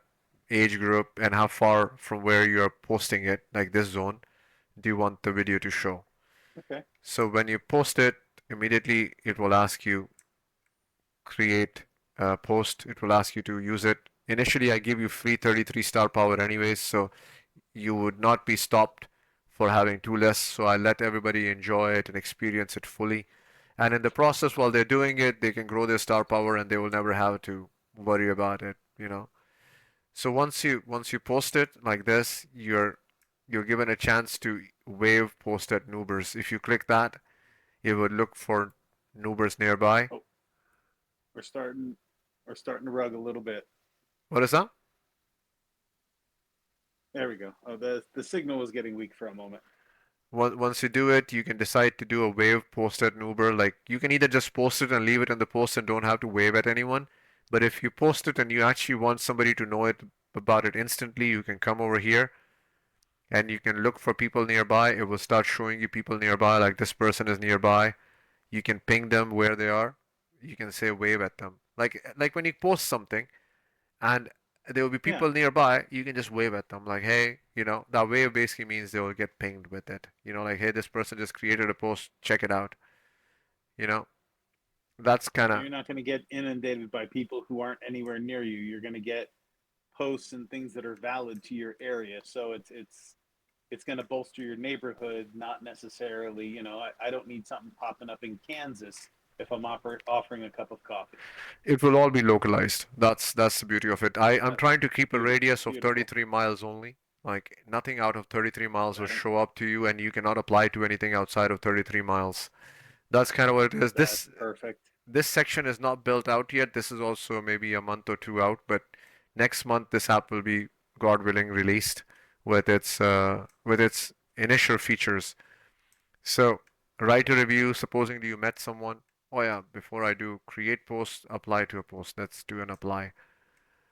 Supposing you do a let's connect here because this person is there. Let's connect. It will show you this here. You can select one of these. When you're selecting it, you have to pay for it because applying also costs, you know.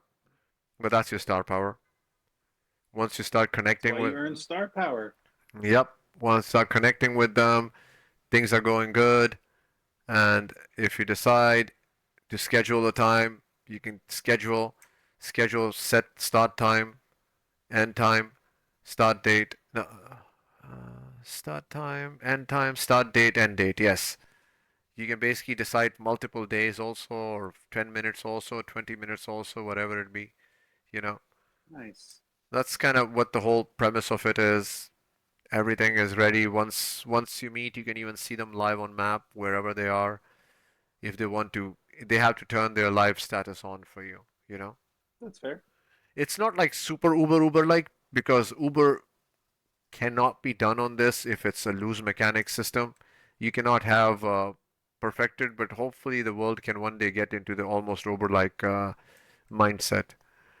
This is how the reviews are done. Once you meet each other, a review is asked for you to be given. Were they punctual? Were they fair? Like sometimes when they offer something and they don't really uh, bring that real offer the same way, you can tell them it was not good. Were you comfortable when you went there? Were they mean to you? All that stuff. You basically say amazing, amazing, amazing. For the majority part, everybody would say that.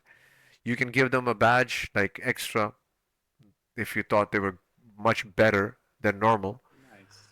You can give them that. You know, to give them a badge, you need it's 0.99 of your star power. That basically means if I am giving you a review, but I can boost your review with more points by giving some of my energy to you. That's perfect. And that creates this badge. And one second, let me get this cat out of here, brother. Oh, you know No what? problem. No problem. I'll get this done and then I'll do the. And then you give this, you give the review. You see here, thank you. You decrease their DSP. You can, if you give them negative, negative, you can decrease their daily star power too, by the way. Ah, so So see, but do unto others. We might want, somebody to understand that as the precept is you will get what you give and you will give what you get. exactly. So you want to make sure that you're doing good to people, you know? Ah, And people are encouraged to be nice. Ah, and this is how the review will look like, received and given. Like supposing that you've received a review from an applicant with whatever the thing is, 5 star, this is how much your daily star power increased because of this review. nice. And this is another one in which you got this. I mean, if you got like these many badges, one, two, three, four, you can get a negative badge too, by the way, Ah, you know, and it's free. Negatives is free, so make sure you don't do anything negative. I really do not understand some people who basically are so scared for everything because negative people are so want to protect themselves because their negativity cannot be. You know what I'm trying to say, though, right? well, yeah, no. So basically, if you're a negative person, you project that the entire world is going to behave as you behave. So if you have ill words inside of you, you expect those ill words back at you because that's what you're willing to say. There you go. I've had people who have this really bad, and anybody who I've spoken to who are very aggressive or nasty in their behavior. Oh, I don't like this. I don't like this. It's because I see it in them that they see themselves as the kind of people that will get that. So, man, you have to uplift yourself because majority of the people ain't assholes, man. Sorry for Yeah. that. Yeah, that word, No, but hey, I accept that. I believe in my experience, on my most recent social media platform is where I met you, and I got to find that there are people out there that are loving and worldly and non-antagonistic in speech. Can't we all just get along? And I think the answer is yes. we can. You notice many of them that are negative is because the world has beaten them down also. You know? Yeah. So if they get some love, this might turn hearts as well, and we might have more positive people. And Yep, we will have more positive people because the encouragement is to be good. absolutely, brother. Finally, something that rewards kindness and not being a frog. So if you want to see how the DSP things works, you can also even see that you get a review and it gets hidden for 14 days until both the parties give. How the points work, if you get a 5 star, it's very visible. It's not nothing hidden. 5 star in all the categories, each category will increase to zero point 0.1. If you get 4, 0, 0.5, 3, 0. So basically it shows you that nothing is AI driven. And if I met you 2, 3 times, Jeff, and you keep on giving me top, it will get multiplied by 0.66. So you cannot cheat also by meeting the same person over and over again to Oh, increase your good. star power. So That's it's a diminishing return. It encourages you to go meet more people. Please hang with the same people, but maybe bring another person along. there you go. Maybe add another friend group. Maybe have multiple friend groups. Maybe have more friends, or just help your community. Go out there and plant a flower for somebody. Yes. Home Depot is going to be busy until we get rid of this monetary system. Well, I believe all the this is my another thought. People who have all these tools kept at home, you know, and everyone has the same tool over and over again, we should not do that. We should just have a place where the tools are kept and we go and pick them up and use them and then return them, Oh, you know? that was I used to be the tool guy at my aircraft hangar, and my job was to pass the tools out and inventory the tools and make sure they were ready for use. So yeah, you can have a an arbiter of tools, but not an owner. This is where you can go, your connects, you go here, you basically see your post and applications, how many people have applied, how many have accepted, if you've gotten any tip on this thing, because people can give you a tip on your video too, the star power Oh, tip, very nice, and very cool. how many have seen it and how many flags you've gotten. You can get flags on the video too, by the way, you know? Ah, if they smell deception. Yep. How many have forwarded it, how many have liked it, how many have just, you can basically ping somebody on the thing. This thing is free, by the way. If Oh, you posted something, one second. If you posted a video and they cannot do a let's connect, they can simply just do a chat button over bubble over here and chat with you on your video, and you'll be like, okay, nice. what's up, man? You know. So that's kind of what it is, and this is how you can search this page will show up in this way. You can search on these filters. Not all of them are built out yet, but decent are built Yeah. out. You can look for local neighbors. It shows you how far they are, what their ages are, what their careers, blah blah blah thing is. A whole lot of fun things will come once people start using it. Once people start using it, I can get more people come and help me with the development and speed up the process. At this very moment, man, I am I am not a rich man. I was never born rich. I come from a middle class to lower class financial family. Although from whatever royal family, whatever it is, they're good people, and good people nowadays don't really have a whole lot, man. No, My you father is you coming. tend to give more than you receive. Yep, my father is coming to America right now, just so he can, at his 77 years of age, so he can start earning something because he doesn't have any money. No, but none of us do. None of us Yeah. do. So I can. Amen to that. Amen to that. I'm happy that he's hardworking. So yeah, you can do a home market. You can see what people have created. You can click this three. It will show up what the offers are, what the requests are. Like, okay, he's offering these And things. you're easing the burden of your fellow man and friend. If somebody has a need that you can fulfill, somebody will have a need that you need and they'll be able to fulfill for you. And your star power is your ability to give and receive. Absolutely. I'll show you Yeah. where it here now. This would be the home screen, for example. It will show 33 people applied and five have unlocked with him. But if you want to see who has applied, it will show up like this, locked Okay. with her. Very But nice. you can unlock it and you can see who has applied also. That will require star power. That requires participation. Requires star power. And Seems like everything requires you to participate in your neighborhood, which is what we need. this is how your star power is. It basically shows you daily star power generated 1.39. SP and wallet means your star power inside your wallet right now. That's it. Okay. And this shows what your star power ranking is right now. And you click it. Nice. If you click it, it's not developed yet. It will show you the global ranking, city by city ranking, which, what, etc., etc. That's kind of the mission of this, but this is not built out yet. We want to first give the foundation of the building and build the first floor. Let the rest of the floors be built. Go meet people, They get the will. review thing They'll build going. themselves. Yeah. Get the review thing going. Get it out there. Perfect. Well, that's pretty much it, brother. I've Oh, made my effort. I did not go through all the screens, but with time, everything will work out. Let's just pray that this thing is released, hopefully by next month, by October 12th, I hope, because October 12th is my birthday, and yes. it's Oh, and it's again prophetic. It'd be prophetic. it again is the Feast of Tabernacles, last day, October 12th. Perfect. Let's see if I'm Perfect. right or not. I think I want to double check.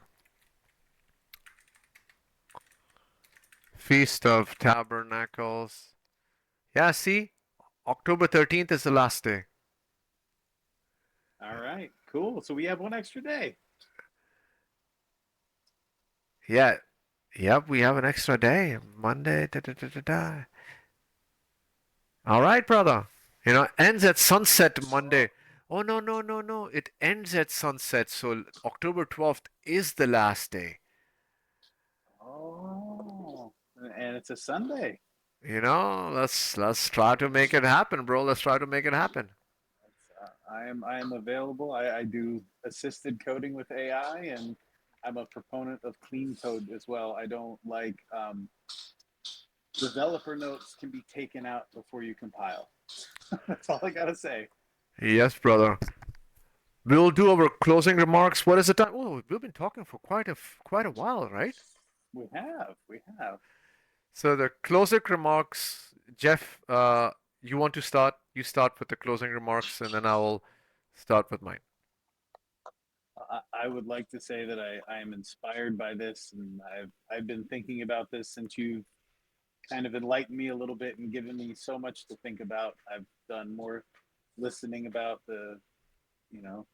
I fell into Revelations today and some Rosh Hashanah, and that everything points to being good to one another. And I did a basic amount of reading, and the only thing I got from the New Testament is Jesus washed a man's feet because he could, not because he had to.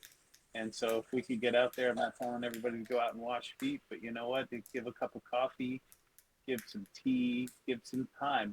What if somebody just wants to sit and have a conversation for an hour? That's a thing as well, and that is definitely worth some star power. So um, I'm all about this. This is the cure for the monetary system. This is the cure for solitude. This is the cure for loneliness. I mean, this is a way, something that is built and it's wholesome. It's founded in the gospel. It's founded in God. It's founded in everything we want it to be founded in, and it's not there to hurt anybody. Not at all. Not at all.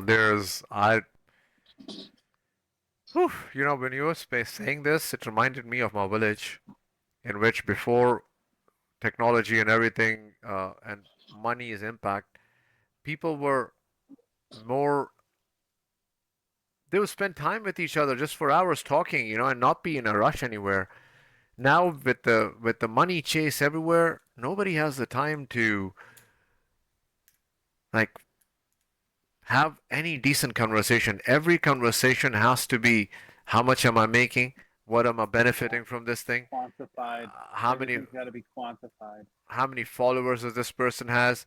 Should this person be Yeah. taken seriously? Nothing. Nothing. Everything is just like a I feel like I'm in some kind of a what do you call it? Nightmare. The Matrix. The It's Matrix. it's the Matrix, and we're all digesting the red pill, and we understand that we're cows that are being farmed for a form of milk, Uh, and we don't get to have our own milk. We just get to provide, and it's not going to us. It's going to people who distribute milk. And it's the chance to sit down around a campfire, pour yourself a cup of tea, and have some s'mores, or have a talk. Or I like to perform magic, so I could entertain people. Like, this is something where it encourages people to come together again, because they say it takes a village to raise a child, and I was a nephew in a home raised by an aunt and uncle and three cousins. And if it wasn't for having extended family, I wouldn't have what I have. And I can't say I had the best family environment, but I had a family, and I still have people in my life, and I have the people I want now. Which curation of people you want in your life is it seems like a vehicle for that, to curate good people, and to have good interactions, and to have a reason to love and be loved, as opposed to avoiding eye contact and being selfish. Giving is giving you back, and oh, Man, that's unbelievable. my mission is to let my cat out for a second because she won't get out of here, puppy. All right. So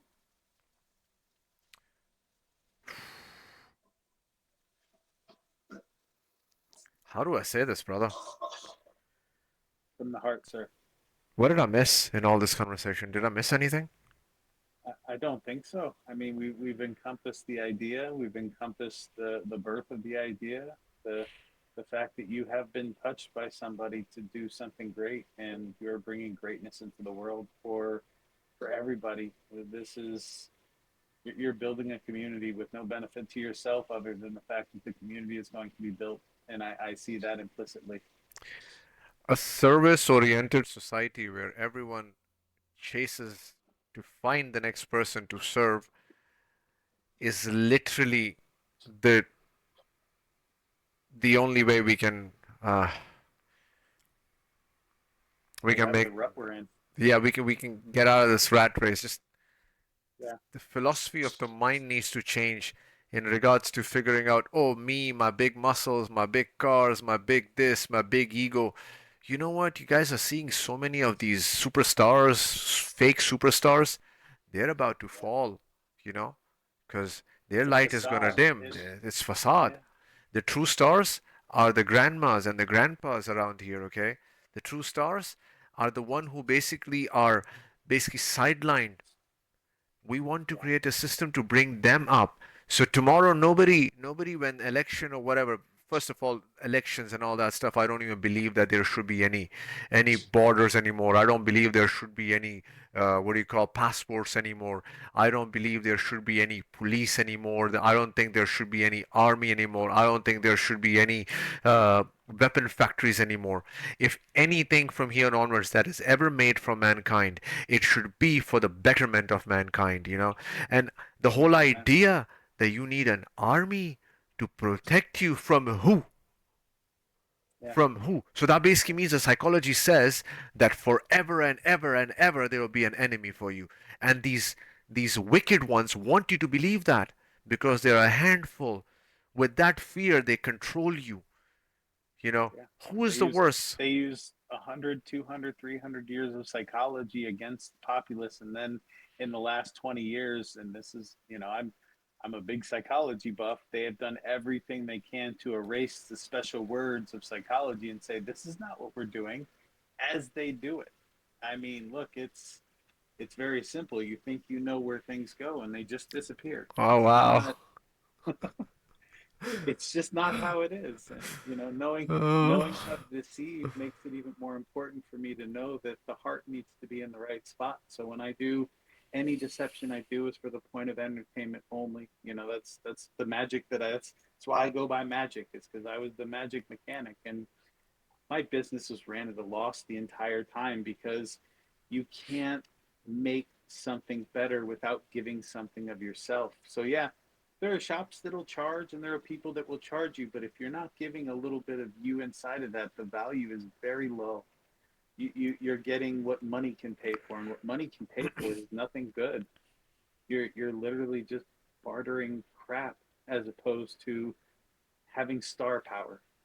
Everybody has star power inside of them, and this is the chance for people to see that being a star is being helpful, being a star is being a servant to other people, and that's where true stars are going to be born. We're going to see who the stars are now. the This is real who the people stars. are that are going to, yeah, the people who actually bring light into the world. You're going to see that. That's what this is going to do. That's it. I shouldn't be ending it with this, but I want to give a little concept of why star power is different than the current system. And this will make clear sense. And I'll put it into very layman terms. And I think I've mentioned it to you, Jeff, before, maybe or maybe not. Imagine the Federal Reserve Bank doesn't exist and it comes into existence all by itself out of nowhere. Now imagine it prints $1,000, okay? And that never existed in the economy. Imagine. Then imagine it creates a government with a few other people in there, just like handful of friends, and gives them that thousand and says, "Give me back 1,001 by the end of this year." It creates a $1 debt already, which can never be Yeah, paid because it never existed in the economy. Then the government gives it to 10 banks, 100 each, says, "Give me back 101 each by the end of this year." That creates $10 debt, which never existed. Now these banks go ahead and give it to 10 individuals each and says, "Give me back $11 at the end of this year." That means $100 debt which never existed. Now, my friends, I want you to pay attention. This 100 people to whom these $10 are given, they are not brought together to increase the wealth. They are made to fight against each other to increase their wealth. it's adversarial. The whole thing is it's all about the competition as opposed to collaboration. Exactly. You know. Two or three will come together and rob 60 or 50 out of their wealth, and Yeah. Oh handful man. will make, the rest of them will break. You know, basically, not only do they break, what happens is when only handful win, middle ones break even, and the rest of them are in negative. What happens to the ones in negative?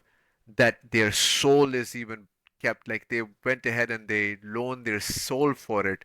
They loaned their home for it where they're living. Although I They mortgage their soul, they mortgage their home, they go get payday loans because they didn't have the dollar in the first place, they didn't have the 100, and now they need to borrow 101 more to give back to somebody, so they owe somebody else. It becomes this complex web of who owes who what, and I've been bitching about the barter system for a long time, and I've in my lifetime I have done my share of bartering because I was blessed with technical hands and I'm able to build things and provide, and I do in abundance, and I never expect back and I always receive, and that's kind of the key is if you can put yourself out there a little bit, you're gonna find that you're gonna get so much more back than you even know. Like this is have faith in the fact that giving gives back exponentially, and the star power is going to show that. Like literally, you've made a math equation for what true people who give already know and understand. I gave away so much to receive more. I walked away from the monetary. If I told you my monetary woes, you'd look at me and go, "What the is wrong? What the hell's wrong with you, Jeff?" But because everything I gave away, God has asked me to walk away from a lot. And I started listening and I started walking. And, first place doesn't look to see where second place is because there isn't a second place. There's just you and God. That's it. The worst system ever. Now imagine Yeah. a system where there is no Federal Reserve, but there is a system in the cloud which you touch and it creates. And the more people you meet that touch this system, the more it creates. They're like, won't it create too much in abundance? No. You tighten up the numbers. You tighten up the numbers and you make a system around it where I have created this balancing system by the way in there. Supposingly if you Okay. don't log into the system for a few days, there is a your star power gets affected by a tiny bit, it goes down. It's mimicking the human body. And I'll tell you why. Yeah. If you You don't work out, you don't get strong. you actually become a That's little it. weaker. Yeah. Consider weaker, especially if you're not helping your community. People are going to see that you may not be the person, and that may be a time where you reach out and say, "Hey, I haven't seen you ask. Are you not in need anymore?" Or that's an opportunity for other people who are givers to reach out as well. What it does is, supposingly you can pick 10 pounds of weight today, and over the years you get to 100 pounds of weight.